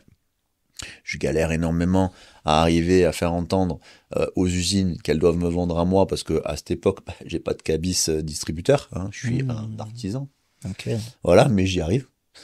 Et je commence comme ça, voilà. Et en fait, dans ma boîte de travaux, je commence à vendre les matériaux, mais en direct et tout, un peu comme un négoce, tu vois, à petite échelle. Et en fait, ça marche. Ben, je me dis, voilà, je vais en faire un magasin. Énorme. Tout simplement. Et c'est comme ça qu'est née la manufacture du bâtiment. Donc après, je réfléchis, je me dis, ok, comment, machin, Après, j'ai créé tout un concept autour de ça parce que moi, j'aime l'humain. Ouais. Donc, ce qui est important pour moi, si tu veux, c'est créer de la vie, des rencontres, voilà. Et donc, j'ai voulu faire un lieu de vie. Donc, à l'intérieur de ça, j'ai fait un magasin, du coup, à l'étage où on vend des matériaux, du meuble, de l'objet de décoration et du sur-mesure. Parce que, du coup, j'ai un atelier de menuiserie aussi. Et en bas, je fais un restaurant. Je voulais vraiment le côté, voilà, lieu de vie sympa, rencontre et tout. Un petit pas de côté. Sachant que... Alors, tu vois, là c'est intéressant parce que quand justement tu es multipreneur et que tu commences à créer un groupe, donc là, tu as quand même la vision groupe. C'est-à-dire que tu veux que tout soit interconnecté. Oui, tout à fait. Mais soit tu l'as fait, tu vois, la première à la deuxième, tu es quand même dans une logique de... c'est une opportunité plutôt business, tu y vas, etc. Mais tu n'as pas un vrai besoin entre ces deux sociétés. Là, dans ce que tu décris, c'est que toi, au terme de tes boîtes, tu avais un besoin dans la boîte. Et en fait, du coup, tu vas créer des nouvelles sociétés pour répondre à ton propre besoin. Exactement. Et pareil, l'atelier de menuiserie, à un moment donné, si tu veux, j'ai pris mon bilan. Je me suis dit, putain, mec, t'as dépensé cette année 490 000 euros chez des menuisiers. Et pourquoi tu te fais pas tes propres trucs, tu vois? Donc, bah, j'ai créé une menuiserie. Et du coup, je suis devenu mon premier client. Et puis après, bah, d'autres clients, forcément, sont venus se rattacher. Synergie de groupe. Mais déjà, voilà. Tu vois, donc en fait, à chaque fois, en effet, j'ai pensé vraiment synergie. Et donc, la filière bâtiment, qui est la filière la plus développée chez moi, est aujourd'hui, à date, hyper complète. Puisqu'on a un atelier d'architecture. Donc vraiment, tu vois, architecture, on va te dessiner ta maison en construction, ta grosse rénovation, tes divisions, peu importe. Aussi, la décoration, puisque, si tu veux, au niveau de mon magasin, là, on a Julie, mon associée, qui est décoratrice. Donc vraiment, on va être hyper pointu sur un projet complet. C'est ce que tu fais. Le magasin où on va faire justement des matériaux, du meuble, d'objets de déco. L'atelier de menuiserie où on te fait ton sur-mesure, tes dressings, ta cuisine, tout ce qui est caisson porte, tes meubles de salle de bain, que sais-je. Bien évidemment les travaux, ma boîte historique qui existe toujours. Donc si tu veux, voilà, ça c'est le bâtiment. T'as un projet, que ce soit de résidence principale, de bureau ou de commerce, tu peux faire. Voilà. Il manque une verticale encore là-dessus, tu penses? Ouais. Là, j'y réfléchis, je pense, pour l'année prochaine ou l'année d'après, une agence immobilière. Ok. Une agence immobilière très spécifique, en fait, avec une particularité, c'est qu'on vendrait, on commercialiserait des biens, en fait, à potentiel uniquement. Okay. Donc, par exemple, des terrains ou des maisons à rénover ou des bureaux à rénover. Mais l'idée, c'est qu'on amènerait, nous, grâce au groupe, si tu veux, une logique. Et un peu comme les ventes en état futur d'achèvement, là, on vendrait en disant, bah voilà, t'as telle maison, mais on pourrait limite communiquer sur le prix de vente fini, tu vois. T'as telle maison, elle est à 1,2 million, mais elle est à 1,2 million fini. Aujourd'hui, t'achètes 700 000 de foncier, et puis t'as 500 000 de travaux. Voilà le détail des travaux, et puis tu pourrais venir, tu dis, non, moi, je veux pas ce parquet, je veux ce travertin, non, je veux pas cet interrupteur, je veux un autre. Tu le modules. Mais on pourra amener un all-in-one avec une simplicité, une sérénité. Et puis, comme tu maîtrises toute la chaîne, tu t'évites toutes les galères de gestion entre les différents industries. Exactement. Et puis après, comme je t'ai dit, je suis un mec d'engagement. Et donc, ces valeurs-là, elles sont transmises dans mon groupe. Et donc, on s'engage vraiment. On a des contrats de marché de travaux. Après, je vais pas t'expliquer tout ça ici, mais on garantit. On garantit nos délais, on garantit nos budgets, on garantit tout ça, quoi. C'est beau. C'est pas ouais, C'est t'inquiète, pas- ça va le faire. Exactement. Parce que si ça le fait pas, ça a pu nous arriver quelques fois, on se tire des énormes balles dans le pied avec des énormes pénalités de retard. Et en plus, comme notre politique veut, j'ai voulu mettre ça en place, que tu nous payes que si c'est fait et que si c'est fait à temps. Du coup, c'est chaud, tu vois. Ouais. Il y a du challenge. Tu t'es mis une arme sur la tempe, tu l'as chargée et t'as dit comme ça Ouais, au moins je suis motivé pour aller. exactement. jusqu'au bout, quoi. Tu vois, comme ça, pas de souci de loi de Parkinson, là, tu sais. Ouais, c'est clair. Ah bah là, ouais. Hein Ouais, t'évites de remettre à demain, là. Et quand ouais, t'as là, ça. il n'y a pas de procrastination. C'est une super stratégie, ça. Ouais. Et du coup, si tu veux, en argument de vente, excuse-moi, tu dis, je te garantis, tu payes que quand c'est fait, Si bon c'est nombre bien fait, d'entre quand c'est machin, c'est pas fait, tu payes pas, machin, le truc. Enfin, là, tu te dis, ah ouais, tu vois, j'achète pas. Parce qu'on travaille dans un C'est secteur. ce que j'allais dire, surtout dans le secteur où t'es. Voilà, nous, on travaille pour des clients exigeants qui font des investissements de qualité. Donc, Ouais. on va dire, il y a des gens, ils disent haut de gamme, bon, t'as ça comme tu veux. Mm. Mais en tout cas, moi, j'aime dire qu'on fait du beau Ouais. et qu'on le fait bien. Ah, c'est trop intéressant. Et moi, ce qui m'intéresse, c'est que là, tu vois, tu as développé ton groupe sur la partie BTP, Ouais. large, Ouais. et du coup, tu as rajouté d'autres choses. Voilà, c'est Et ça. ça, c'est quoi? C'est plus des projets kiff? C'est plus des projets... Ouais. Comment tu les caractériserais et pourquoi tu t'as lancé ceux-là et pas des autres, tu vois? T'as des projets d'opportunité, comme Ouais. tu le disais. T'as des projets kiff. Mm. T'as des projets, là, comme plus récemment, on en parlera, c'est perso, tu vois. Là, c'est kiff, mais c'est encore plus loin que ça, avec ce besoin de contribuer, comme je te disais tout à l'heure. Ouais. Tu vois, c'est vraiment des projets qui vont être différents en fonction de, en effet, des opportunités, du momentum, etc. En sachant qu'en plus, aujourd'hui, moi, j'ai une particularité, c'est que très honnêtement, au moins 1 à 2 fois par mois, on me propose une association et un truc, tu vois. Facile, normal. Voilà. 1 à 2 fois par mois. Et donc, la plupart du temps, je refuse, tu vois. En plus, j'aime bien. Alors, des fois, je dis oui. Mais vraiment, l'idée, c'est que, voilà, j'ai des convictions profondes et il faut que ça aille vraiment dans le mood, tu vois, où je suis. Je fais pas les trucs en mode, ouais, on va faire de l'argent, machin, non. Je fais des trucs vraiment avec une notion kiff, valeur, une notion, ça me plaît, qui est hyper importante, tu vois. C'est important. Ça, on l'a pas du tout abordé, mais du coup, tu m'y fais penser. Tu sais, tu as dit que tu aimais bien les aventures humaines. Ouais. Mais là, est-ce que dans tes sociétés, à chaque fois, tu es seul ou tu es associé? Ah ben, j'étais seul. En fait, j'ai créé beaucoup de boîtes seul. Au fur et à mesure, en fait, j'ai fait monter des gens en compétences. Leur ai permis d'acheter des parts de la société, Ok. d'avoir des responsabilités et de devenir associé. Donc ça, c'est le cas de Julie, c'est le cas de Benjamin, c'est le cas, voilà. Et récemment, une des dernières boîtes que j'ai créées, j'avais une vision de justement faire ça de base, c'est-à-dire créer une boîte avec que des associés qui, eux, seraient opérationnels. Parce que je trouve qu'il n'y a rien de plus beau pour chercher des talents, des numéros 10, comme on dit, pour les impliquer, de leur dire, non mais mec, ça va être ta boîte, quoi. Donc, il faut se donner les moyens, machin, et tout ça. Par contre, regarde, tu vois, c'est un truc que tu pourrais pas forcément faire seul, mais ensemble, on le fait, et c'est ouf. Et du coup, le gars se sent vraiment, il se dit, ah ouais, tu vois, on me prend pas pour un con. T'as fait ça sur quelle boîte? Dionis, Ok. c'est ma concession de voitures de luxe. Oui. Donc là, c'est que des associés. Alors maintenant, on a des salariés en plus, puisque ça s'est développé. Mais de base, c'est créé qu'avec une team d'associés. Ok, c'est beau. Et donc, associés opérationnels. Donc, des gens, voilà, c'est notre boîte, quoi. Donc, les mecs, ils ont le mindset de je me lève le matin, je vais travailler pour moi. C'est beau. Ça, c'est important. Même si c'est porté par mon groupe, mon groupe reste majoritaire dans cette société-là. Mais c'est leur boîte, tu vois. C'est significatif quand tu as 15% d'une boîte, c'est quand même quelque chose, tu vois, surtout quand c'est des boîtes qui sont quand même ambitieuses et importantes. Voilà. Donc, je trouve que ce modèle-là, moi, ça me plaît énormément. Parce que je suis pour la méritocratie, en fait. Je suis pour récompenser l'implication, la valeur des gens. Je suis pour le partage des richesses aussi. Voilà, j'estime que si tu contribues fortement au truc, c'est normal qu'une part du gâteau te revienne. Enfin, voilà. Et je trouve que c'est hyper cool, cette complémentarité, tu vois, qu'on peut arriver à trouver dans les associations. Et comment, aujourd'hui, donc là, sur les 15 boîtes, tu dirais qu'il y a que la cantine et Dionis qui sont un peu hors du marché IMO ou t'as autre chose? Ouais, c'est des pas de côté, on va dire. Après, j'ai des boîtes que j'ai fait, que j'ai revendues. Par exemple, moi, j'ai toujours été passionné de branding, d'image de marque. Tu le vois sur tout mon groupe. C'est voilà. beau. Alors ouais, c'est un beau Tu groupe. vois, Hein, j'aime les belles choses. En fait, j'aime tout moi quand c'est beau. Hein. Alors le beau, on va me dire que c'est subjectif. Bon, on peut en parler pendant longtemps, mais j'ai mon avis là-dessus.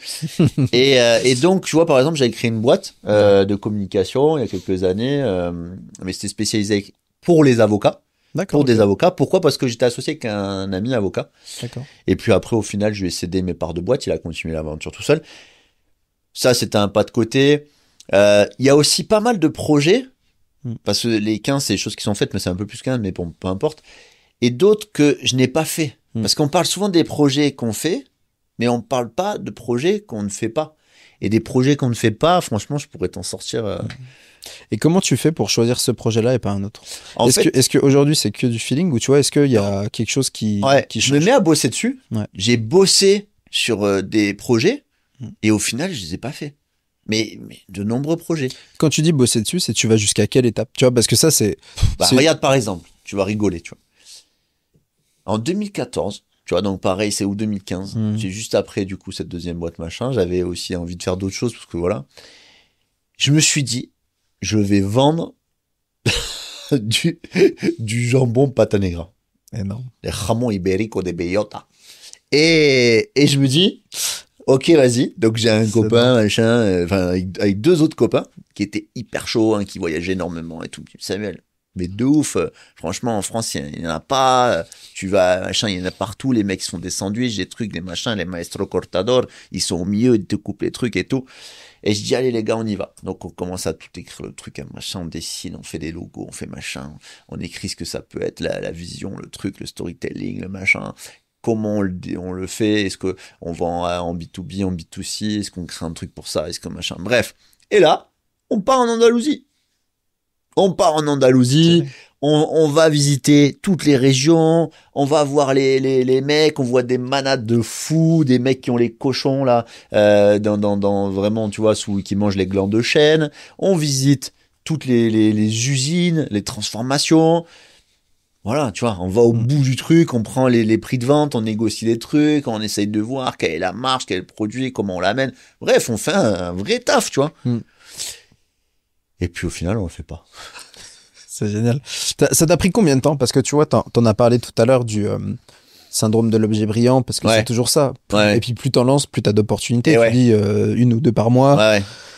Pourquoi celle-là non? Pourquoi celle-là oui, tu vois? Est-ce que c'est... Ouais, je te dis, est-ce qu'il y a des feelings? Est-ce qu'il y a des éléments où toi tu... Il y a un peu des deux. Alors, tu vois, là, t'as un côté en business, tu vois. Après, avec l'histoire de product market fit, est-ce que tu as vraiment un truc qui est aligné avec... voilà, parce que tu veux faire un truc, mais si tu le vends pas parce qu'il n'y a pas de demande, parce qu'il n'y a pas de truc, que c'est pas aligné, bon, ça c'est le premier truc. Les chiffres, est-ce que, ok, il y a une demande, mais est-ce qu'on gagne de l'argent? Le rapport aussi, temps passé, profit, ok, je vais gagner en valeur nominale, je sais pas 10, mais combien de temps ça me prend? Quelle énergie ça me prend? Et surtout, le dernier point, le plus important, le kiff. Est-ce que ça me fait kiffer? Je préfère partir d'un truc qui me fait kiffer et avoir beaucoup moins de profit, mais mon profit, c'est pas de l'argent, c'est du kiff, mais c'est un profit. Donc ça vient dans ce calcul, rapport temps passé profit, que un projet où je gagne plein d'oseille, mais en fait, ça me dégoûte, tu vois. Ça, je fais pas. Et est-ce qu'aujourd'hui, il y a aussi une part, tu vois, dans le choix des projets de, justement, tu vois, les synergies avec le groupe ou pas? Alors, de base, oui. Aujourd'hui, tu vois, l'opportunité demain par exemple, j'ai une opportunité d'une associée pour créer une agence immobilière. Ouais. Donc, du coup, tu vois, c'est l'opportunité et l'occasion qui pourrait faire le larron. Mais sinon, non. Je suis plus dans ça parce que j'estime que mon groupe dans la synergie de la filière bâtiment est fini. Après, là, on est en train de bosser sur le développement du groupe de toutes les synergies de l'automobile. Donc là, on a la concession. Maintenant, on va faire l'atelier de mécanique. Ensuite, on va faire l'atelier de detailing ou toute la préparation des véhicules. Ensuite, on va faire une société de transport. Ensuite, on va faire... C'est marrant, j'espère que ma femme n'écoutera pas de podcast parce qu'elle n'est pas du tout au courant. Exclusivité en avant-première. J'aurais de quoi te faire chanter, j'aurais de quoi C'est te pas faire chanter. possible. Encore? Non, plus rien ne l'étonne. Mais du coup, tu vois, on va travailler les synergies, en effet, par pôle. Par tu vois. pôle, ouais. Voilà. Et est-ce que du coup, en termes de structure, tu vas structurer, c'est-à-dire que tu as la holding empreinte et après Ouais. tu vas créer des holdings un peu, tu vois, thématiques Ouais. par secteur? Non. Non. Holding empreinte. Ouais. Vraiment, tu vois, une vraie holding active Ok. avec des employés dedans Mhm. qui vont vraiment servir de fonction support pour toutes les autres boîtes. Et les Ok. autres boîtes, ce ne sera pas des holdings, ce sera des boîtes, Ok. la plupart du temps en SAS, avec des associés. Maintenant, je vais plus créer aucune boîte tout seul. Ok. C'est fini ce temps-là. Maintenant, j'ai envie de partager, j'ai envie de voilà. Et puis, du coup, des boîtes, la plupart du temps, qui vont être en synergie dans ces pôles-là. Ouais. Ou peut-être demain, en fonction d'une opportunité et d'une passion, créer un nouveau pôle parce que vraiment ça me fait kiffer et que je sens qu'il y a un truc, il y a une opportunité. Il y a peut-être aussi un coup de foudre pour un associé, tu vois. Ouais. Ça, c'est. Moi, je suis vachement sur l'humain, tu vois. Et empreinte, t'es seul dans Seul. empreinte? Ouais. Ok. Seul. Ouais, donc c'est ta holding animatrice qui fait Ouais. tout. Et, Seul, et elle est majoritaire de toutes mes boîtes. ok. Ouais. Et du coup, toi, tu te rémunères exclusivement par celle-là? Ouais. Ou alors tu as des rémunérations aussi sur les autres sociétés? Toutes mes sociétés Remonte- payent empreinte, parce qu'empreinte, c'est présidence. Ouais.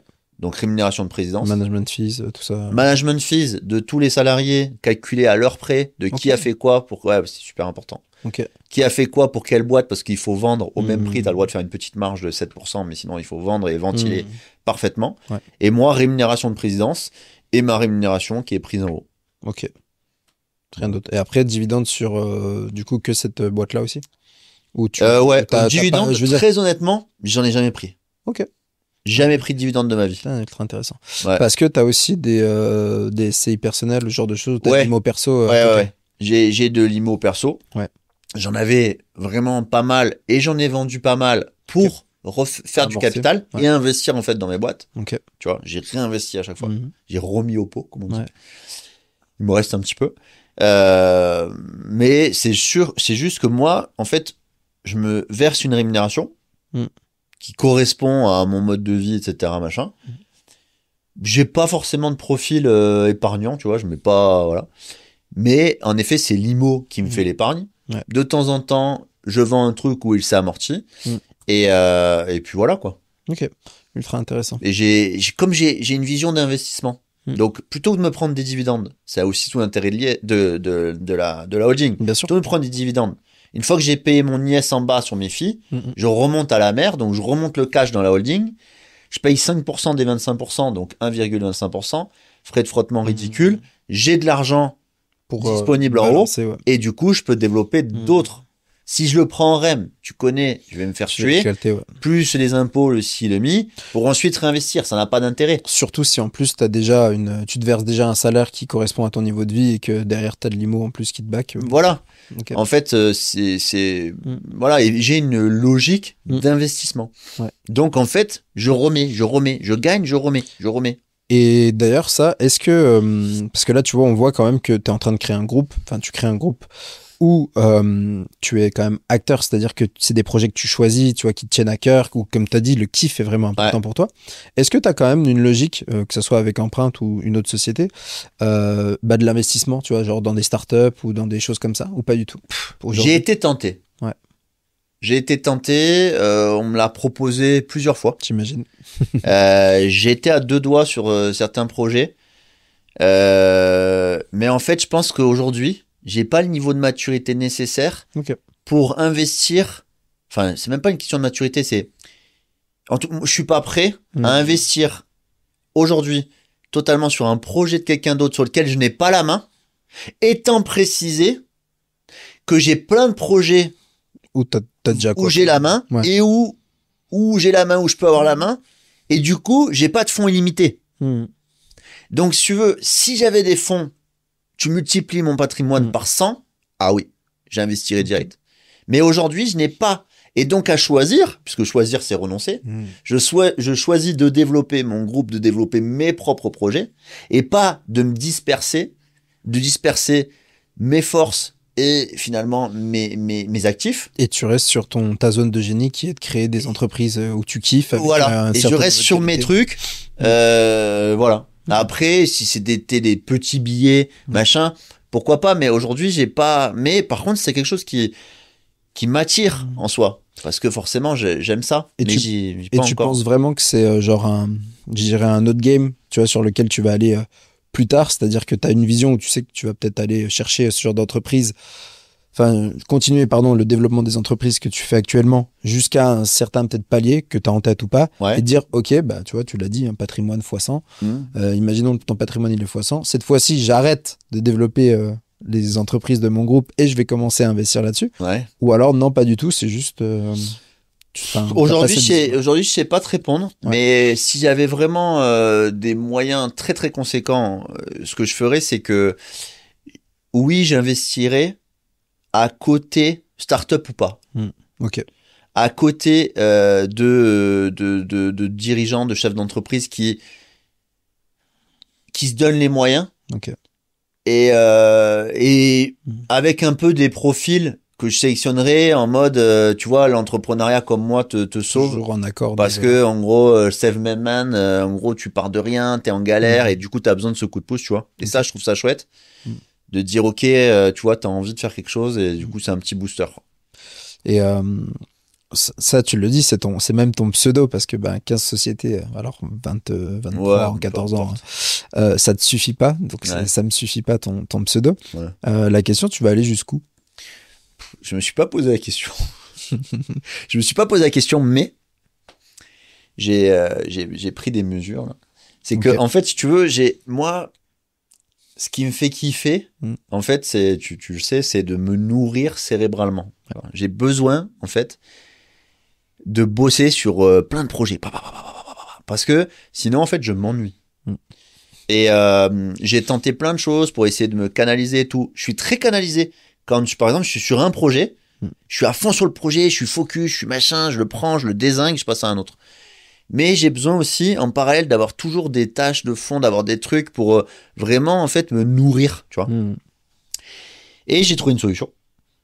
Puisque ma dernière boîte que j'ai créée, c'est une agence d'accompagnement pour chefs d'entreprise ambitieux, où on les aide à passer au niveau supérieur, puisque c'est en 2 volets. Le premier volet, c'est des sessions de mentorat, donc qui sont réalisées par moi-même. Je souhaite vraiment, tu vois, contribuer. Et plus tard, je vais avoir toute une team de mentors, aussi de coachs, d'audits, de plein de trucs. Et le deuxième volet, qui est ultra complémentaire pour moi, et c'est une offre et une stratégie, une approche 360 que j'ai créée, quelque chose d'holistique, tu vois, de regarder tout, c'est on va gérer l'image de marque, tant du dirigeant que de son entreprise ou de ses entreprises. Et du coup, si tu veux, c'est une édition 360 avec du branding, de la création de contenu, vraiment qualitatif, tu vois, comme d'hab, on fait du beau, on le fait bien. Stylé. Et moi, j'adore ça. Parce que du coup, j'agis moi en tant que mentor, je fais des sessions one-to-one, etc.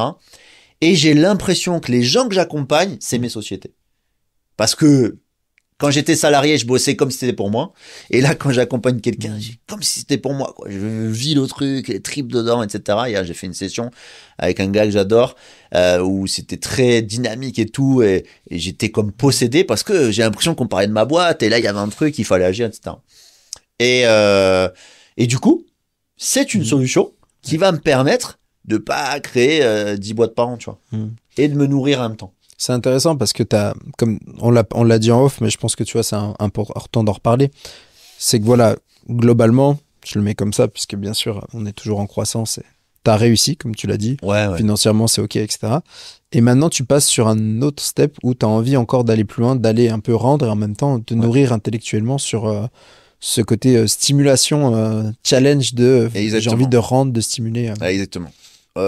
Premier constat, on grandit pas seul, on grandit avec les autres. Et moi aussi, quand je transmets, j'apprends plein de choses en fait. Donc ça, déjà, j'adore.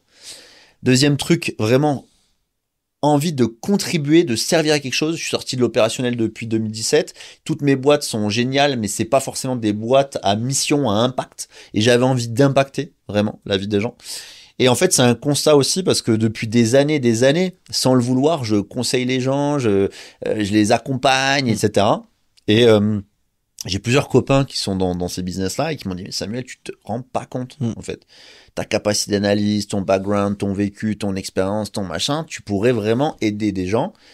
Et comme on te connaît, on sait à quel point t'aimes donner, on sait à quel point t'es entier, on sait à quel point tu vis le truc à fond, etc. Franchement, teste. Est-ce que tu connais des masterminds, des machins? Je connais pas tout ça, moi. Donc, du coup, je les ai écoutés, je suis parti faire ça. Je suis parti faire un mastermind à Dubaï, j'ai vraiment fait tous ces trucs. Et en fait, je me suis dit, mais de ouf, parce que franchement, ce que je vois, honnêtement, à tous les niveaux, voilà, on peut faire. Et je pense vraiment que, en toute modestie, j'ai une pierre à l'édifice à apporter. Et en effet, t'as raison, je vais kiffer. Et j'ai commencé ça. Et en fait, en effet, je retire un énorme bénéfice, on va dire. Vraiment, c'est bénéfice tangible de vraiment avoir l'impression de servir à quelque chose, de contribuer. Donc, vraiment, je me régale, quoi. Mais c'est sûr que ça se voit et ça, nous, on se connaît pas. Hein. Enfin, on se connaît des réseaux. On se connaît des réseaux. On a échangé 2-3 messages. On a eu envie de se rencontrer depuis longtemps par cette thématique du multipreneuriat. C'est vrai. Et moi, je te l'ai dit, c'est vrai que tu transpires cette envie de partager, de donner. Ça se sent direct. Enfin, je veux dire, moi, tu m'as fait des recos directs alors qu'on se connaissait pas. T'as une réactivité j'ai honnêtement jamais vu ça. Ah ouais. Moi, j'adore être très réactif. C'est un délire. On m'appelle Bim Bam Boum. Ah, mais c'est un vrai délire. Ouais, tu parlais tout à l'heure. Je pense qu'on va aller là-dessus. Je voulais juste dire que c'est vrai que c'est pour ça, je te l'ai dit en off, mais je le dis, tu vois, moi aussi, je mets un pistolet chargé sur la tempe. C'est vrai que voilà, sur le mastermind multipreneuriat, j'aimerais bien te faire intervenir parce que tu as une vraie logique là-dessus où, déjà, tu as constitué un beau groupe et tu as énormément à transmettre. On fait le switch parfait, bim bam boum. Allez, bim bam boum. Comment tu fais pour gérer 15 boîtes? Ouais. Tout en faisant du sport, tu fais quand même de la muscu, tu fais du paddle. Ouais. Et puis tu profites aussi de ta famille parce qu'on l'a dit au début, c'est quelque chose d'important pour toi. Très important. Et tu vois, moi j'ai toujours dit qu'il y avait 3 temps. Je les distingue comme ça. Tu as le temps professionnel consacré à tes activités, le temps personnel, donc lecture, sport, etc. Et le temps relationnel que tu mets sur les amis, la famille, etc. Je suis d'accord. Et donc comment tu fais pour gérer ça aujourd'hui? Comment tu vois, et là je te dis, je te fais le gros topo, après je te laisse développer, mais je veux vraiment que tu vois, on aille dans le concret et dans le profond de comment tu t'organises, comment tu définis tes trucs, même de logique d'emploi du temps. C'est-à-dire que tu vois, là on a vu tout ce que tu as réussi à accomplir. Je veux bien que les personnes ils se rendent compte aussi de l'emploi du temps que ça peut générer, que ce soit en termes de temps, etc. Et peut-être que ça a évolué aussi parmi toutes ces années. Ça a évolué énormément. Je suis totalement d'accord avec toi, je le dis tout le temps, je l'ai dit en mentorat encore, on a 3 curseurs, en effet. Temps perso pour nous, temps pro et temps pour ta famille, on est d'accord. Je t'ai dit, j'ai eu une période où j'ai travaillé comme un fou. Donc vraiment, ce curseur, il était là, forcément, temps pour ma famille. À l'époque, c'est on va dire que ma femme ou mes amis étaient très restreints, et temps pour moi, quasiment inexistant. Et quand j'ai structuré tout, je t'ai dit, j'ai acheté du temps. C'est à ce moment-là où j'ai rééquilibré ces curseurs et que j'ai compris qu'il fallait pas forcément travailler dur pour réussir, mais qu'il fallait travailler smart, travailler intelligemment, travailler l'efficience, le rapport temps passé, profit ou effet ou tu vois ce que tu vraiment ce que tu produis, tu vois. Et donc en fait, si tu veux, aujourd'hui, en effet, vu que je suis plus du tout dans l'opérationnel, comment je fais pour gérer tout ça? Le premier truc, c'est que je me suis entouré. Je me suis entouré comment? En fait, je te l'ai dit, en cédant des parts de société, en ayant des directeurs, des directrices, des gens impliqués, que je dis voilà, c'est ta boîte, etc. En apprenant à déléguer aussi, mais quand je dis apprendre à déléguer, c'est pas t'engages quelqu'un, tu lui dis quoi faire, voilà. Non. Apprendre à déléguer, il y a tout un mindset derrière ça, il y a tout un... Tu vois, il faut comprendre que les gens que t'engages sont pas tes clones, et que peu importe le flacon, pourvu qu'on ait l'ivresse, j'aime bien dire ça, t'attacher plus aux résultats, sans transiger sur les valeurs du groupe, attention, ça, voilà. Mais du coup, il y a un gros volet là-dessus, tu vois, de savoir comment déléguer. Et ensuite, c'est de l'organisation personnelle, en mettant tu veux, les curseurs à l'endroit que t'as envie de les mettre. Mais moi, je suis plutôt un mec qui suis, on va dire, épisodique. En fait, j'aime pas trop être linéaire comme ça. Mhm. J'aime bien, tu vois, avoir des phases de sprint Ok. et des phases un peu plus cool. Parce que je suis comme ça, en Mhm. fait. À un moment donné, je me restreins pas. Si je suis lancé et que je suis machin, bah, je suis à fond. Puis à un moment donné, si là, je sais pas, je sais plus, je machin, bah, hop. Ça peut être dans la journée, hop, machin, hop, je vais faire un paddle. Ou ça peut être au bout d'un mois, j'ai tiré comme un fou, j'ai fait le taf de, j'ai n'importe quoi d'un an. Non, ouais. Et du coup, bah là, voilà. En fait, c'est vraiment des phases. Ok. Et ça, et du coup, j'arrive vraiment à trouver un super équilibre, du temps pour moi, et je suis assez fier de ça. C'est une belle réussite parce que je pensais pas y arriver. Ok. Vraiment, de là où je partais, franchement, il y avait du taf. Mais ça fait partie aussi du développement perso, tu vois. Mais je trouve du temps pour ma famille, vraiment. Je trouve du temps pour moi, vraiment. Et je trouve du temps pour mes sociétés, vraiment, tu vois. Et là, je suis vraiment content de ça. Vraiment content. Et comment tu fais pour... Bah alors c'est cyclique, donc peut-être tu as déjà répondu, mais du coup quand tu lances une nouvelle société, Ouais. c'est là où tu rentres peut-être en sprint Ouais, pour le lancement c'est ça. d'une Alors, boîte. sans non plus transiger, aujourd'hui, vraiment, il y a 2 points durs. C'est que, Ouais. tu vois, j'ai ma famille et mon temps perso, un minimum, ça, je transige plus, tu vois. Mais en effet, je vais choisir de me focus sur une tâche plutôt qu'une autre, ou une grosse tâche qui amène forcément plein de sous-tâches. Et la création d'une société, bah forcément, je vais me focus sur la création de cette société, tout en restant hyper disponible et réactif pour mes équipes tout le temps, de partout. Mais eux-mêmes sont assez autonomes. Donc, ont très peu besoin de moi, voire pas, en fait. Ouais. Puisque j'insuffle, en fait, moi, la vision, la stratégie, le développement, plein de choses. Mais le quotidien, ils se débrouillent tous sans moi. Il y a personne qui a besoin de moi. Comment t'es... Bah alors ça m'intéresse parce que t'es plus dans l'opérationnel, mais je suppose que tu guides encore quand même la vision de... La vision, bien sûr. La vision. Donc comment t'es organisé avec ces personnes qui sont soit associées, soit directeurs de tes entreprises? Est-ce que Comment t'as une... Tu vois, Ouais. vraiment... Ouais. Là, je veux qu'on rentre encore Ouais. plus dans au niveau micro. Comment Ouais, bien t'es sûr. organisé au niveau de la semaine? Comment ça se En passe? fait, il y a pas d'organisation précise. En mode lundi, je vois un tel, mardi, je vois un tel, Ok. jeudi, je vois un tel. Il n'y a pas ça. Par contre, en fait, moi, j'ai un fonctionnement, comme tu l'as dit, je suis hyper réactif. Donc, je me veux hyper disponible. Ouais. Donc, en fait, j'ai un fonctionnement de base où tous mes directeurs, eux, ils sont conscients que je suis là si besoin, mais ils sont intelligents. Donc, ils savent très bien ce sur quoi ils vont me questionner ou ce sur quoi ils vont se débrouiller et trouver des solutions.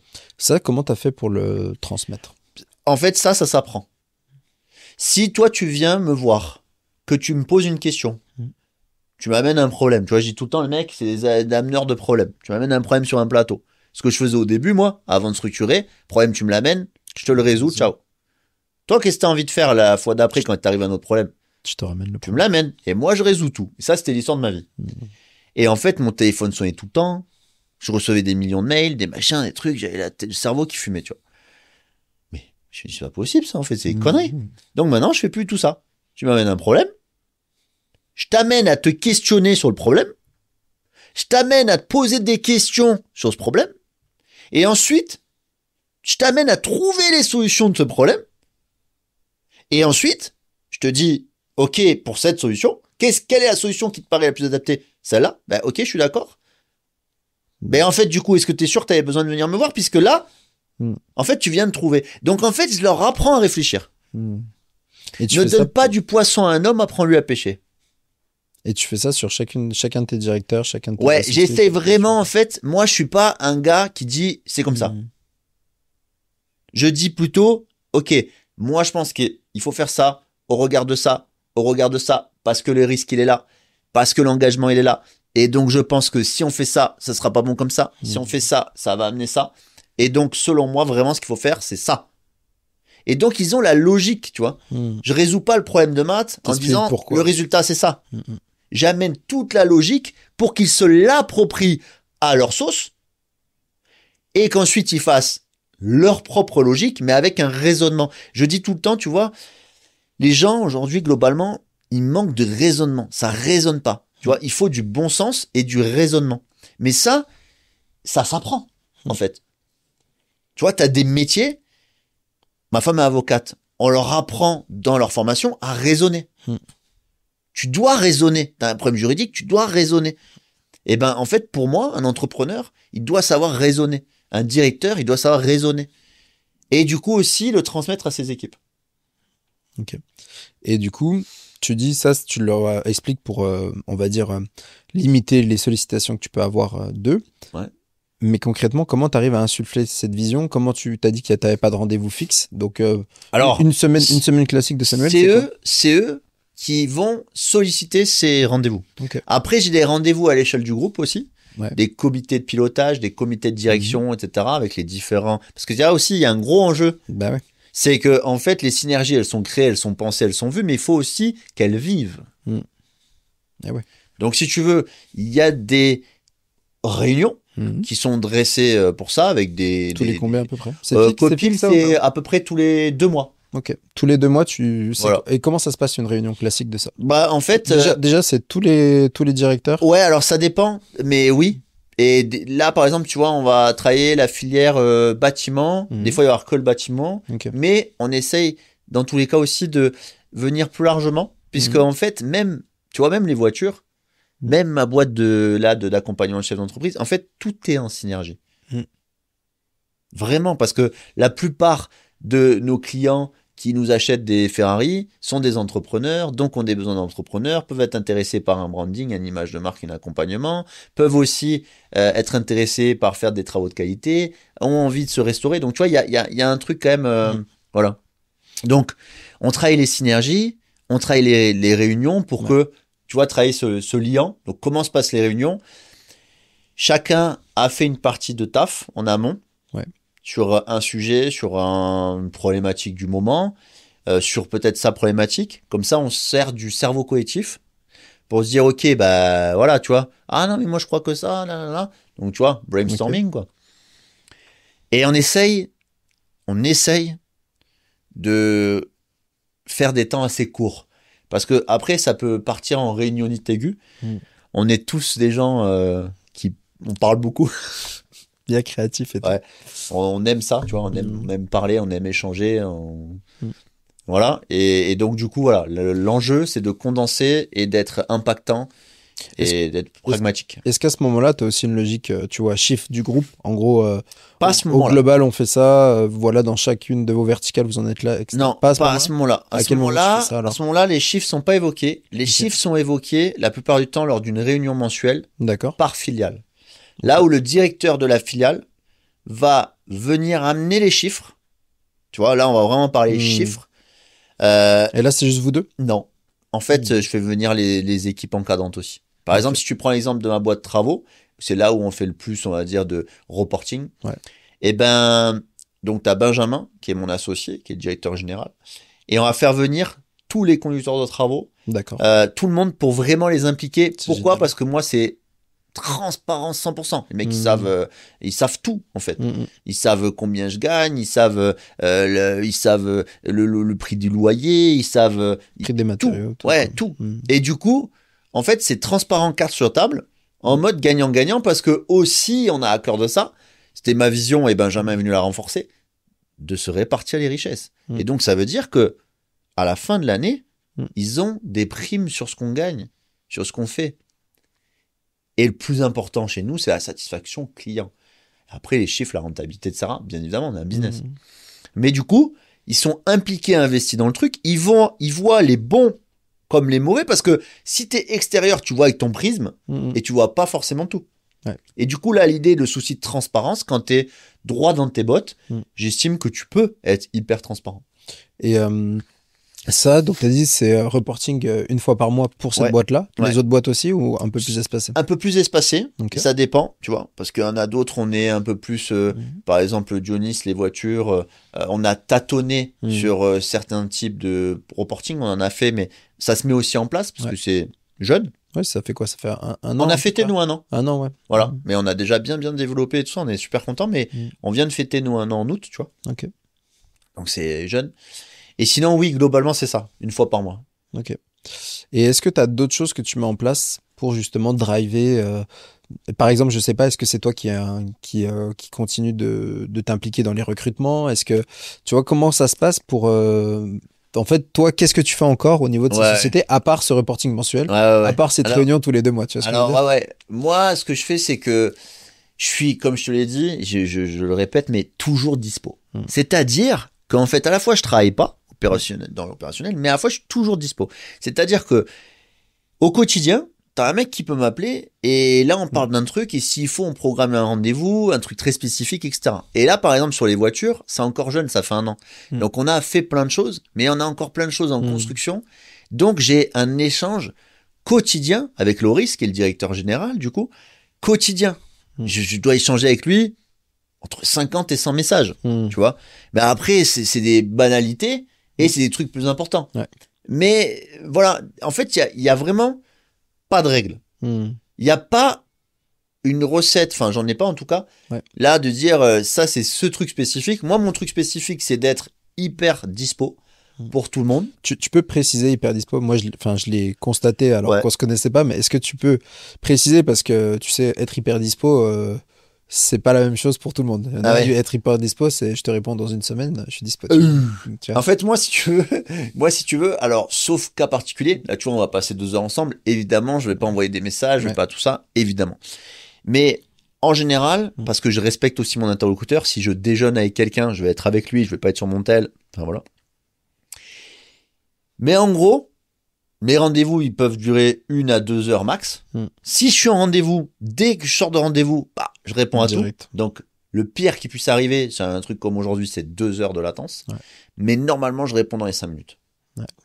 Et c'est réel. Je te dis, on se connaissait pas, je t'ai envoyé des WhatsApp, tu m'as répondu en moins de 5 minutes à chaque fois, j'étais là, ah ouais. Je réponds dans les 5 minutes. Solide. Et aussi, c'est un truc que je transmets, ça, je dis aux gens, mec, toutes les tâches que tu peux faire en moins de 5 minutes, tu les fais tout de suite. C'est ultra intéressant parce que toi, tu es ultra disponible, c'est-à-dire que bah, bien sûr, tu as les notifications de messages, WhatsApp, etc. Moi, c'est un truc, j'ai 0 notification, tu vois. Sinon, ça te perturbe. Bah, en fait, j'aime Ça te bien être défocus. dans mon truc, c'est ça. Et justement, je mets en place plutôt les process pour presque n'avoir aucune sollicitation. Tu vois. Je comprends. Par contre, ce qui m'intéresse aussi, c'est là, tu as dit que tu étais super disponible. Est-ce que tu es disponible que du coup pour tes directeurs et associés ou aussi pour, par exemple, le chef de chantier? Je suis disponible pour tout le monde. 100%. Du mec qui est manœuvre au directeur PDG du truc. Mais en fait, la réalité, c'est que ils me sollicitent pas beaucoup, tous. Et ceux, justement, comme tu dis, en dessous, entre guillemets, même si moi j'estime qu'il y a personne en Bien dessous. sûr. Parce que je suis dans du management. Complètement d'accord. Vraiment, tu vois, d'ailleurs, ils ont refait un organigramme du groupe, là. Mon service com, ils avaient mis un organigramme comme ça, vertical. Je dis, mais les gars, vous refaites tout. Je dis, on va perdre 3 heures. Je m'en branle, en fait. Moi, je veux pas un truc, genre, je suis en haut, les mecs sont en bas. C'est quoi ça? Vraiment, voilà. Il n'y a pas besoin de le dire que je suis le fondateur du truc. Les gens le savent.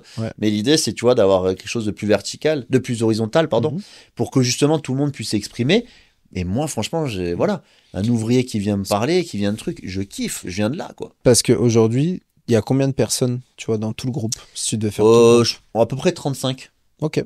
Voilà, à peu près 35. Mais voilà, vraiment, moi, je parle à tout le monde et j'ai ce côté... voilà, c'est tous mes potes, quoi. Bah et en fait, autre sujet, comme tu disais, est-ce que tu t'impliques dans dans le recrutement? Faut pas que j'oublie cette question. Mais oui et non.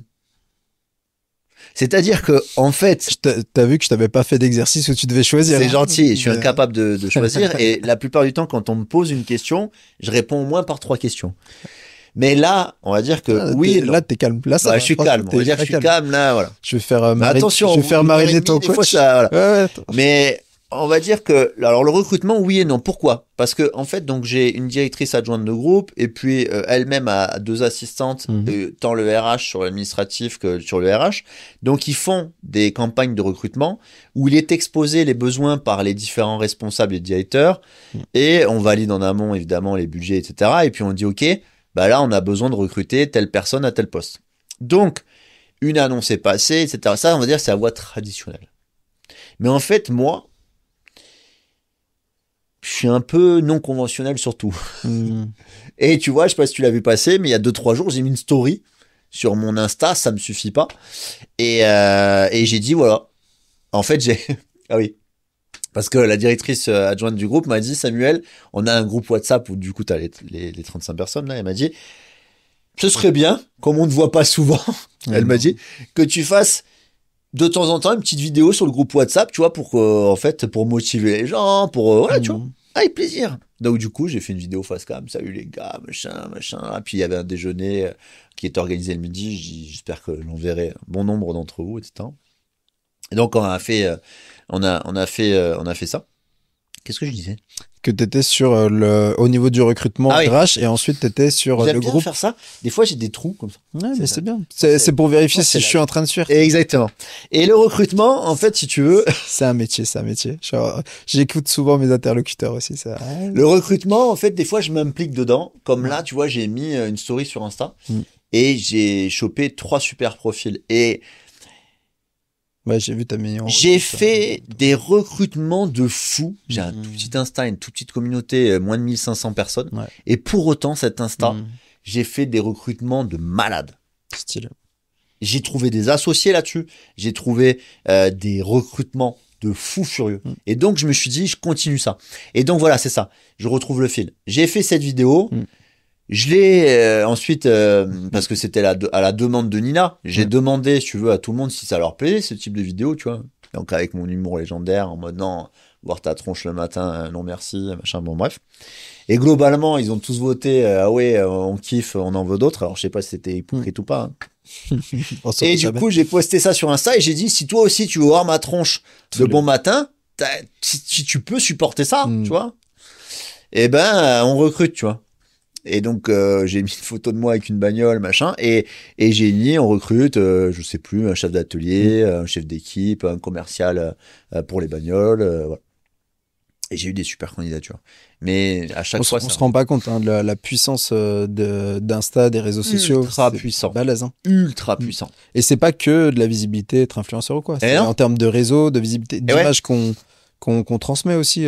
Ultra puissant parce que, comme je te dis, tu vois, toute petite communauté et pour autant hyper engagée. J'adore ma communauté. Et candidat que t'aurais pas eu si t'avais posé ton post sur... J'ai des super pépites qui sont dans le groupe depuis quelques années que j'ai trouvé sur Insta. Ouais, c'est beau. C'est dingue. Ouais, c'est clair. Est-ce que, parce que là, tu vois, le temps fond, c'est bon, t'as quand même plein de boîtes à gérer, donc je vais pas te prendre ton temps. Ah, d'ailleurs, tiens, petite question. Si tu devais en garder qu'une seule de toutes tes sociétés, tu garderais laquelle? Ouf, ça c'est super compliqué. Bien sûr, t'as pas le droit de dire empreinte. Ouais, voilà, parce que je garde empreinte. C'est super compliqué. Parce que, tu vois, ma boîte de cœur, c'est ma première boîte. Tu vois, en plus, c'est un peu le fer de lance, etc. Ma boîte de kiff, bah les bagnoles, et ma boîte vraiment qui me prend aux tripes, tu vois, c'est la boîte d'accompagnement de chefs d'entreprise ambitieux là avec ces sessions de mentorat que j'anime. Je suis incapable de choisir, tu vois, j'ai mis 15 jours à savoir, souviens-toi, si j'allais arrêter ou si j'allais développer. Là, il me faudrait au moins 15 jours et le choix serait cornélien. Ok. Et tu serais dans une logique là. Et là, si demain tu dois créer, du coup, tu m'en as donné plein, mais t'as déjà plein d'idées de boîtes à développer. Ouais. La prochaine que tu vas développer, c'est laquelle et pourquoi? Alors, la prochaine que je vais développer, que je vais créer. Oui. Ouais. Pardon. La prochaine que je vais créer, c'est la mécanique chez Dionis, parce que c'est déjà dans les tuyaux. Okay. C'est déjà en cours. Et c'est une logique, en fait, d'avoir la mécanique en plus de la concession. Après, dans la filière bâtiment, il y a 2 trucs que je voudrais faire. C'est l'agence immobilière et éventuellement une société de ménage, mais de ménage quali. Parce que moi, je pense que le ménage, tu vois, c'est une des professions d'avenir. Tu vois, de ouf. Mais vraiment, tu vois. Parce qu'on parle souvent d'IA, de start-up, de machin. Ouais. Mais des trucs pragmatiques, c'est hyper intéressant. Tu sais qu'une des boîtes qui fait le plus de chiffres à Dubaï, devine ce qu'elle fait. Le ménage. Ouais, mais d'un truc assez particulier. Le toit. Presque. Les tours. Les vitres. Les vitres. Ouais. Parce que les toits, frérot, j'étais choqué. Ah À ouais? Dubaï, j'arrive à 3h30 du matin la dernière fois. Mm. Et Apple, là, ils ont un truc de fou en rotonde et tout. Et les mecs, en fait, ils nettoient le toit Waouh.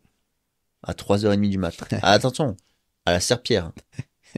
Parce qu'en fait, là-bas, t'as toujours un mec qui est plus haut que Qui est toi. plus haut, forcément. Donc, il faut qu'il ait la vue propre, tu vois. Et Incroyable. ils nettoient les sols. Ça, c'est un autre sujet, mais pareil à la serpillière. Les rues à la serpillière. Ok. C'est Haut un level. délire. Hot level. Mais ouais, j'ai été Ouais. étonné sur les vitres. Mais bon, comme il y Ah, a je suis que des d'accord. bâtiments en vitre, bah en fait, gros bise, gros bise là-dessus, quoi. Euh, Est-ce qu'il y a quelque chose que je t'ai pas, qu'on n'a pas abordé là et que tu aurais aimé qu'on parle? Bah écoute, là globalement, je vois pas. Je pense qu'on a parlé un peu de. On a fait un peu le tour. Mhm. Après, tu le sais, hein, quand on rentre dans un sujet, on pourra en parler longtemps. Je pense que ouais, l'équilibre vie pro, vie perso, c'est un vrai sujet. C'est cool d'en avoir discuté. Euh, la vision. Juste là-dessus, tu vois, sur l'organisation, pour se donner. J'aimerais bien être aussi concrète, c'est-à-dire à un moment que tu bossais beaucoup Ouais, au tout début. ouais. C'est quoi quand tu Ah disais ouais, que tu bossais beaucoup à ok. cette époque-là? Bah c'est 6 à 7 jours sur 7, de 6h du mat à 20h. Ok. Donc j'ai pas calculé en nombre d'heures. Ouais, mais à Mais je peu pense près que ça c'était ça, fait quoi. 14, 7, Ok. 85, 90 heures. Quoi. Et aujourd'hui, en termes de... Est-ce que t'as... Parce que t'as dit que t'avais... Donc t'as plein de choses qui changent, t'as pas d'emploi du temps vraiment Ouais. cadré, mais est-ce que t'as quand même des petites routines, des petites choses? Est-ce que tu te réveilles tout le temps un peu à la même heure ou est-ce que Ah tu non, te réveilles à quelle justement, heure et tout? en fait, moi, j'ai une routine Ok. C'est qui est d'avoir aucune aucune routine. routine. Ah ouais. Ah alors là, tu vois, c'est ça.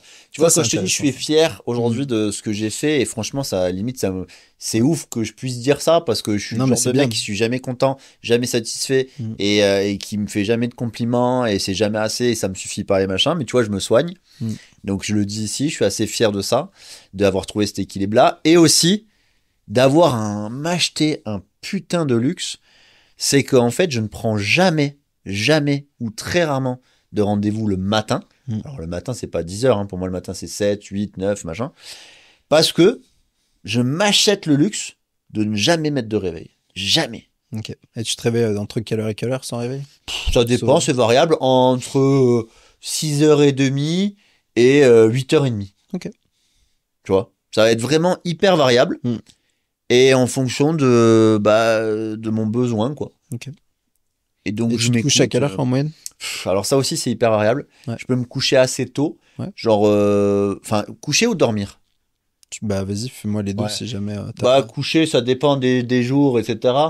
Mais en gros je peux entre 22h et 1h du matin. Ok. Et tu dis coucher dormir parce que tu fais quoi? Tu restes Bah ça sur ton dépend. tel, Des fois tout ça je et tout, peux, ou, voilà, je peux regarder des trucs sur mon tel. En fait je suis assez créatif. Enfin vraiment ça dépend. Ouais. J'ai des périodes en fait de créativité. Des fois je suis très créatif le matin, des fois je suis très créatif le soir. Mm. Et des fois je suis très créatif la nuit. Et des fois je suis pas créatif du tout. Mm. Et des fois je suis créatif en une semaine, je sors des trucs toute la journée de fou. Et puis des fois pendant 15 jours plus rien. Mm. Donc en fait je prends quand ça vient. Comme les besoins de mes collaborateurs, j'y réponds quand ils en ont besoin. Mm. Et je me fixe pas de trucs. En fait, je peux pas. Si je me dis là, tu dois faire ça, c'est le meilleur moyen qu'à ce moment-là, j'arrive pas à le faire. Ok. Et donc comment tu fais quand même? Parce que je suppose est-ce que tu as une liste de tâches quand même ou de choses à faire ou de trucs comme ça ou pas? Oui, je me mets un peu des tâches. Mm. C'est très récent parce qu'en fait, j'aime bien en fait stimuler mon cerveau. Ouais. Du coup, tu vois, j'ai plein de codes, par exemple, différents. Mm. Ça, c'est un exemple. Je garde tout en tête. Je note pas. Pour Mm. rester stimulé. Tu vois ce que je veux dire? Ok. Mais, je vois là, Mhm. dernièrement, que, ouf, Mhm. merde, j'ai zappé ça. Ok. Ça m'était jamais arrivé. Ok. De zapper un truc, je notais rien, je zappais rien. Mhm. Et pourtant, des centaines et des centaines de points. Mais rien. Ok. Et j'ai entraîné ça. Mhm. Mais à un moment donné, je crois que soit il y a trop de choses, Mm. soit je baisse. Je pense que je baisse aussi. Et du coup, bah aujourd'hui, je note un peu, mais je note des grandes lignes, tu vois. Ouais, c'est intéressant. Parce que tu vois, c'était un peu ma question. Comment, tu vois, t'es sollicité, mais comment réussir à être toujours à jour de tout ce qui se passe dans les différentes sociétés? Ouais. Parce que justement, à un moment donné, comme tu es quand même sorti de l'opérationnel, des fois, t'es peut-être pas la meilleure personne pour répondre, tu vois, à ce Ouais, problème-là, ouais, quoi. ouais. En fait, ouais, ça dépend. Si on parle vraiment de la filière bâtiment, travaux, etc., à date, vraiment, je suis encore la meilleure personne Hmm. parce que, T'as en fait, je l'objectif. transpire le truc, c'est facile, c'est Ouais, machin. ok. Sur des trucs voiture, tout ça, ben, en fait, oui et non, parce que du coup, je suis tellement, en fait, pas dedans que du coup, j'ai un point de vue qui les intéresse Hmm. énormément. Parce que déjà, bon, ben, j'ai le point de vue Bien sûr. stratégique du chef Ouais. d'entreprise, le background, l'expérience, etc. J'ai aussi la notion des engagements aussi Hmm. sur tu vois, les flux financiers, les trucs, machin. Mais j'ai extérieur, donc du coup, ça c'est aussi ce que Hmm. j'amène, tu vois, dans les sessions de mentorat. À Hmm. la fois, j'amène vraiment cette guidance grâce à mon expérience, à mon analyse et tout. Mais j'amène aussi ce point de vue extérieur. Et je Bien pense sûr. que tout le monde a besoin d'un point de vue extérieur et que ça permet de faire passer un énorme gap. Et du fait que je sois pas dans l'opérationnel, je pense que ça les aide encore plus. Et moi aussi, ça m'aide encore plus à prendre les bonnes décisions. Tu as parlé de téléphone et d'être tout le temps, comment dire, ultra réactif. Ouais, Moi, j'ai une petite tradition, parce qu'on arrive un peu à la fin de cet épisode. ouais, C'est quoi ton emoji que t'aimes et que t'envoies assez régulièrement? Parce que tu vois, là, il y a des personnes qui nous ont écoutés, ça va faire 1 heure et demie, ouais, enfin même plus. Donc, du coup, c'est, tu vois, ce qu'on va leur demander, c'est de t'envoyer sur Instagram ou sur ah oui, LinkedIn d'accord. ou de mettre en C'est drôle commentaire ça. le petit emoji qui sont, pour te montrer qu'ils sont allés jusque-là, tu vois, qu'ils ont Ouais, une écouté ton fusée. épisode. Petite fusée. Ouais, Ça part direct. ouais, voilà. Très cool. Euh, Écoute, merci pour tout ça. J'ai encore juste 2 petites questions et je te laisse tranquille. Bien sûr. Euh, la première question, c'est que ton groupe s'appelle Empreinte. Ouais. Est-ce que ça veut dire que tu veux laisser aussi une marque? Mm. Et déjà, je sais pas ça, si tu veux, tu veux en parler ou quoi. Bien sûr. En fait, si tu veux, j'ai créé cette holding en 2016 et en 2021 ou 2, Mm. je l'ai renommé pour l'appeler Empreinte. Déjà parce que à l'époque, j'avais créé une holding, c'était vraiment juridico-pratique Ouais. et que là, après, c'était vraiment plus commerce pour amener le lien et amener, tu vois, la Mm. communication autour de ça. Et quand j'ai dû me poser, chercher un naming, Empreinte, Ça claque. ça m'est apparu comme étant une Mm. évidence parce que en gros, on laisse nos empreintes, tu vois, mes collaborateurs et moi. Après, il y avait un petit truc de base où empreinte, donc au pluriel, et sous le S, tu avais un petit point pour dire, ouais, tu vois, c'est les empreintes de tout le monde, plus le S, c'est le S de Sam. J'ai viré le point, parce que je voulais vraiment un truc collectif. Mais voilà, c'est important pour moi, en effet, de me dire, et encore plus, tu vois, avec cette nouvelle boîte qui s'appelle Sim, je te la Ok. donne en avant-première, parce que j'ai pas communiqué dessus, Mm. ben, de contribuer. Et de laisser une empreinte, tu vois, de faire quelque chose, tu vois, quand on fait une belle réno, ben on laisse une empreinte. Quand on vend une voiture de collection, que le mec il passe des souvenirs de fou, on laisse des empreintes. Quand tu vois, j'accompagne des chefs d'entreprise ambitieux, ben c'est une empreinte de ouf parce que eux-mêmes après, voilà, donc ouais, c'est hyper important. Et tu vois, aujourd'hui, tu as une fille. Ouais. Est-ce qu'il y a une logique, tu vois, tu es dans la constitution du groupe, est-ce que toi, tu as une logique aussi patrimoniale pour elle, peut-être? Ou alors pas du tout? Tu as quelle vision aussi par rapport à ça? Un peu d'empreinte, tu vois, de laisser quelque chose Tu de veux dire sur les patrimonial. investissements que je peux faire pour elle ou sur elle si elle Est-ce pourrait que... avoir un rôle plus tard? Ah, ça, bah écoute, j'avais pas prévu d'en parler, mais c'est vrai que tu fais un truc très, très intéressant là-dessus. Je disais plus justement, tu vois, aujourd'hui, tu construis un groupe. Ouais, Des fois, on se demande un peu c'est quoi la finalité aussi de ouais, rajouter toujours des boîtes. Donc, est-ce ouais. que tu as une logique un peu patrimoniale de moi, je construis un patrimoine Ah oui, pour ma descendance, tout ça, ou alors pas non, spécialement, tu pas t'en du tout. fous Pas du tout. En je fait, je comprends. pense pas du tout à la logique patrimoniale Mhm. dans la création de société. Ouais. Non, je réfléchis à, je crée de la valeur, j'impacte, je m'amuse, je crée des histoires, voilà.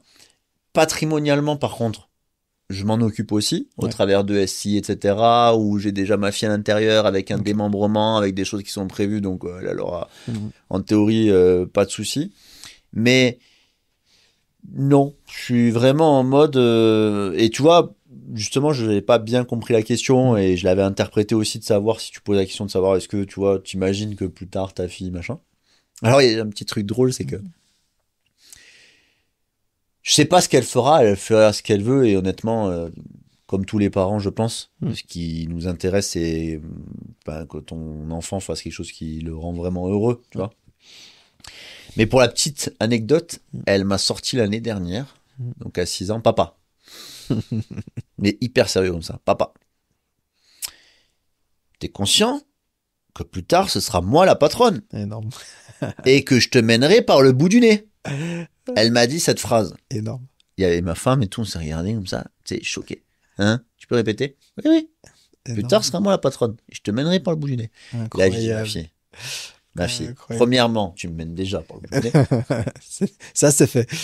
Et deuxièmement, non, par contre, si toi, un jour, tu seras la patronne, moi, je serai à la retraite, quoi. Enfin, je te laisserai, machin. Donc, je sais pas, tu vois, mais honnêtement, je me suis même pas trop posé la question. Écoute, j'avais pas prévu, mais t'avais fait une story qui m'avait assez marqué, que j'avais trouvé très chouette, que je me suis noté Ok. pour plus tard quand j'aurai des enfants. Ah ouais, trop bien. À ce point-là. Ça me plaît. Bah ouais. Alors, je sais pas si c'est quelque chose de récurrent ou pas, mais tu fais certaines choses pour lui apprendre certaines valeurs à ta fille, pour lui donner peut-être des tips aussi sur la vie, sur l'entrepreneuriat. Est-ce que tu aurais peut-être des exemples à nous donner? Parce que moi, j'en ai un en tête où j'ai dit, ah ouais, stylé. Ah ouais. Je le dirais En pas fait, parce qu'il y a peut-être d'autres choses. Ma fille, elle est dure. Elle a quel âge déjà, juste pour contextualiser? Elle a 7 ans et demi, elle va avoir 8 ans là le 29 octobre.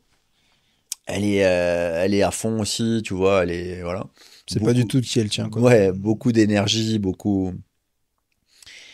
Et si tu veux, avec ma femme avait un peu des soucis pour la driver sur certaines tâches, certains trucs qui sont relous, tu vois. Genre, je sais pas moi, te brosser les dents, machin, des choses comme ça, tu vois.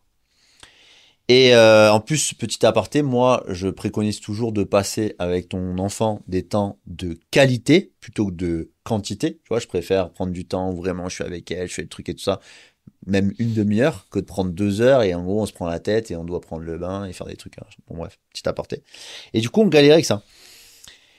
Et en fait, je me suis dit, non mais moi, tu vois, j'ai pas réussi à l'école et quand j'ai analysé, c'est parce que j'avais pas de but, pas de quête, pas de sens, pas d'objectif. Je me suis dit, tu sais quoi, on va imaginer un truc où elle a un but, une quête, un sens, un objectif. Et donc, on a imaginé un jeu, tu vois. Moi, je suis un ancien joueur de poker. Bon, je joue encore, mais bon, voilà. Et du coup, j'avais des jolis jetons, tu vois, bien lourds, parce que ça, c'est important. Valeur perçue importante. On reprend sur l'Apple le luxe ou du coup le haut de gamme, exactement. Voilà, tu vois, valeur perçue, tu vois, c'est pas juste une petite... un petit jeton éclaté. Un petit truc. Ouais. Et je lui dis, écoute ma fille, regarde, je viens de créer un jeu. Ah bon, un jeu? Elle adore les jeux, tu vois. Ouais. Je lui dis, regarde là, tu vois, te brosser les dents. Elle me dit, ah mais ça c'est un jeu. Laisse-moi parler. Te brosser les dents, plein de choses, tu vois, qu'elle aime pas. Évidemment, qu'elle aime pas. Et ben ça, si tu le fais, tu gagnes des jetons. Je dis, des jetons? Oui, regarde les jetons là. Elle dit, ah ouais, ils sont beaux tes jetons et tout, je les avais jamais vus et tout. Je sais, mes jetons, je les sors pas, mais tu gagnes des jetons. Elle dit, mais je veux faire quoi de ces jetons? Bien sûr. Donc, t'as compris tous les jetons, machin, ok. Je dis, bah là, t'as le tableau de récompense. Génial. Elle me dit, c'est quoi du coup? Et donc là, elle commence à lire. Elle voit, je sais pas moi, aller au parc avec ma pote, regarder 20 minutes la télé. Tous les trucs qu'elle kiffe, tu vois. Mais qu'elle faisait déjà. Et là, hyper enjouée, elle s'est mise à fond au taf. Maman, machin, je vais me brosser les dents, 3 jetons, un truc, je fais mon lit, je vais me baigner, je vais machin. Tout, sans lui demander, elle était proactive pour engranger des jetons, faire de l'oseille, enfin de l'oseille, virtuelle. Des jetons. Tu vois, besogneuse, tu vois. Elle va, les jetons. Donc ça lui a appris déjà que t'as rien sans rien. Il n'y a que dans le dictionnaire, moi j'aime à le dire, que le mot récolter arrive avant le mot semer. Donc déjà, ça c'était le premier point. Et deuxième point, ça c'était la première étape. Deuxième point, ça l'a appris à gérer le budget. Ça c'est ouf ça. Parce que elle avait 15 jetons, c'est ce qu'elle faisait. Elle les cramait. Elle prenait tout en télé. Bah, plus de jetons. Je veux faire ça. Eh ben non, t'as des jetons? Non. Ah, ben. C'est énorme. Par contre, tu sais que si tu veux un énorme truc. Est-ce que du coup, par contre, elle se lave les dents 15 fois par jour? Ouais, ça compte pas. Mais oui, 4 fois. Et du coup, donc ça compte pas. Mais en fait, du coup, putain, si je dépense tout, si je crame l'oseille, les jetons virtuels, ben du coup, en fait, après, je peux plus faire ça. Ben oui. C'est incroyable. Et du coup, ça nous a servi de ouf. Maintenant, elle fait tout, elle joue au jeu, elle est proactive, ça lui a donné du sens, ça lui apprend à gérer aussi. Elle se dit, ouais, si je dépense tout là, ben après, j'ai plus pour ça. Des gestions de budget, de priorité, qu'est-ce que je priorise par rapport à ce que j'ai envie. Exactement. C'est fort, hein. C'est très fort. Mais vraiment, ça, et tu vois, ça a une valeur perçue. Ça, c'est important, tu vois, c'est quelque chose de... Et elle a l'impression de vraiment aller chercher les choses, tu vois. Ça fait combien de temps que vous faites ça? Oh, j'irais 1 an et demi. Ça tient? Enfin, Ça tient. Tu vois, il n'y a pas une tient. démotivation un peu des fois? Un petit peu. Ouais. En fait, un petit peu. Et du coup, il y a des phases où... Mais en fait, ça a permis d'équilibrer. Ouais, parce que en fait, si tu veux, regarde l'exemple de la télé. Ou les écrans, tu vois. On essaye de limiter. Mais on va pas se mentir. Des fois, c'est un peu la solution. Tu dois faire un truc, tu lui donnes, elle est à fond, et celle le demande en plus, tu vois. Ouais. Donc, on essaye de limiter, tu vois. Mais au final, bah, t'as vite fait de regarder 1 heure. Que tu te dis, ouais, mais putain, ça fait 1 heure, tu vois. Là, avec ça, il faut les gagner. Donc, en fait, tu vas gagner des 15 minutes, ça va pas être facile de gagner 15 minutes. Et quand t'en gagnes 2, bah, est-ce que tu les dépenses? Est-ce que tu les dépenses pas pour ça? Donc, tu vas réguler un temps d'écran en l'ayant gagné, alors qu'avant, tu faisais plus et on te l'avait donné. Ouais. Et c'est toi qui gères ton temps d'écran. Ah oui. C'est-à-dire que t'es plus dans la logique de... Par contre, on n'est pas derrière elle, parce qu'on la responsabilise. Donc, elle a son chrono, elle met, et quand ça sonne, elle arrête. On n'est pas dans la répression. Ouais, par contre, sûr. si elle nous fourbe, elle nous a déjà fourbé 1 fois ou 2, là, tu nous as fourbé. Donc, pénalité. Ouais. Mais en général, elle est très carrée. C'est dénonciation, service des impôts. Exactement. Attends, le prélèvement à la source, là, je comprends pas. C'est des jetons roumains. Qu'est-ce qu'il y a, il me manque des ronds, là. Non, mais tu vois. Mais ouais, c'est cool. C'est à ça que tu pensais? Je pensais à ça, ouais effectivement. Je l'ai trouvé très... Ça m'a marqué. Je me suis dit, effectivement, comme tu l'as dit, ça met plein de choses. T'as une logique de, ok, ça me coûte de faire ça et ça me rapporte. T'as le sens du travail, t'as les priorisations, t'as le côté gestion de budget. Enfin, t'as plein de choses. Et ça, c'est des trucs qu'on t'apprend vraiment pas à l'école. Jamais. Et que tu pourrais mettre en place en classe ou un truc comme ça, tu vois. Mais on t'apprend pas ce genre de choses qui sont des skills hyper importants. Ouais, après, t'as des gens, ils savent pas gérer un budget. T'as des entrepreneurs, ils confondent chiffre d'affaires et bénéfices, ils savent pas où est passée la TVA. Non, mais tu vois. Donc, c'est le début d'éducation qui fera pas tout. Je pense que c'est pas mal. Et puis nous, ça permettait de régler plusieurs problèmes d'un coup, quoi. Écoute, je te remercie. Ça, on a bien avancé. Ce que j'aime aussi faire, tu vois, c'est toujours donner le dernier mot de la fin à l'invité. Ouais. C'est-à-dire que là, tu as une audience qui t'écoute. Ok. Donc là, tu as vraiment champ libre. C'est-à-dire que si tu as quelque chose à adresser, tu peux soit me l'adresser à moi, soit me l'adresser à la caméra. Ouais. Vraiment tout sujet. Caméra, c'est celle-là ? Ouais, celle-là, ouais. Ok. Et donc, tu peux faire vraiment... Je te laisse le mot de la fin pour cet épisode, tu vois. Qu'est-ce que je peux faire, du coup, au mot de la fin ? Est-ce que je fais un truc sérieux ? Est-ce que je fais une connerie ? Est-ce que... Le micro est à toi. Écoute, peut-être que... J'ai pas réfléchi à ça. Hein. T'aurais pu me dire en off quand même. Justement, moi, je veux du spontané. Je veux pas que ça soit préparé, tu vois. Ouais. De toute façon, je prépare jamais rien, mais au moins savoir quand même de quoi je vais parler. Je suis quand même pas donné du devoir à des multipreneurs, tu vois, avant de venir. Bon, tu sais, ça me dérange pas, je suis un besogneux. L'audience, alors déjà merci de nous avoir écoutés. Si vous nous avez écoutés jusque là, vous pouvez mettre en effet la petite fusée sur Insta ou LinkedIn, ça me fera plaisir, même si sur LinkedIn j'y suis plus trop, mais normalement je devrais revenir. Je peux faire ma promo pour ce qui me tient à cœur aujourd'hui. Du coup, c'est ma nouvelle activité qui est CIME, C-I-M-E, parce qu'on amène des chefs d'entreprise ambitieux à gravir les échelons, à monter en haut de la cime de l'arbre. Donc en fait, si t'es entrepreneur, homme, femme, évidemment, ambitieux, qui a envie de passer au niveau supérieur, qui a déjà en fait une activité, un business qui fonctionne, mais tu sens que t'es arrivé un peu au plafond de verre, que tu vois pas trop la vision et que t'as envie d'aller chercher soit ton premier million, soit d'en faire plusieurs derrière, bah moi je me ferais vraiment un gros kiff de t'accompagner dans cette démarche au travers de sessions de mentorat et puis avec cette approche 360 que j'ai créée, imaginée. Avec la gestion de l'image et tout ça. Et en plus de tout, la plupart du temps, alors je sélectionne les profils parce que c'est hyper important d'avoir des gens aussi qui correspondent aux valeurs, qui je sais qu'ils vont tenir dans long terme et tout. Mais voilà, j'ai vraiment envie, là en 2025, d'aller écrire des histoires aux côtés d'entrepreneurs et d'amener ma pierre à l'édifice. Donc je me fais un kiff en même temps d'aider les gens. Donc voilà, je fais la petite promo de ça. Eh ben écoute, t'as bien raison et on mettra le lien en description. S'il y a des passionnés d'automobile, vous pouvez toujours me contacter pour venir voir des Ferrari, des McLaren, des Lambo, etc. Boire un café, c'est toujours marrant. J'aime bien rencontrer des gens. Voilà, je suis très ouvert, très open, très accessible, très disponible. Voilà, si vous voulez faire une partie de paddle ou un tennis ou venir s'entraîner à la salle. Voilà. On fera peut-être un paddle ensemble. Avec plaisir. Bah écoute, je te remercie. À gauche ou à droite je débute. Bon, donc on va attendre encore un petit peu. Je peux faire tous les côtés, t'inquiète. Eh ben écoute, merci. Merci à toi. Et à bientôt. À bientôt. Félicitations, tu es arrivé au bout de cet épisode. S'il t'a plu, n'hésite pas à prendre 15 secondes pour nous laisser 5 étoiles sur Apple Podcast ou la plateforme de ton choix et à partager cet épisode autour de toi. Ça nous aide vraiment à faire connaître ce podcast. En attendant, je te donne rendez-vous sur ma newsletter Multipreneur, le lien est dans la description, où tu découvriras chaque semaine des contenus actionnables pour lancer tes projets, t'organiser tout en profitant de la vie.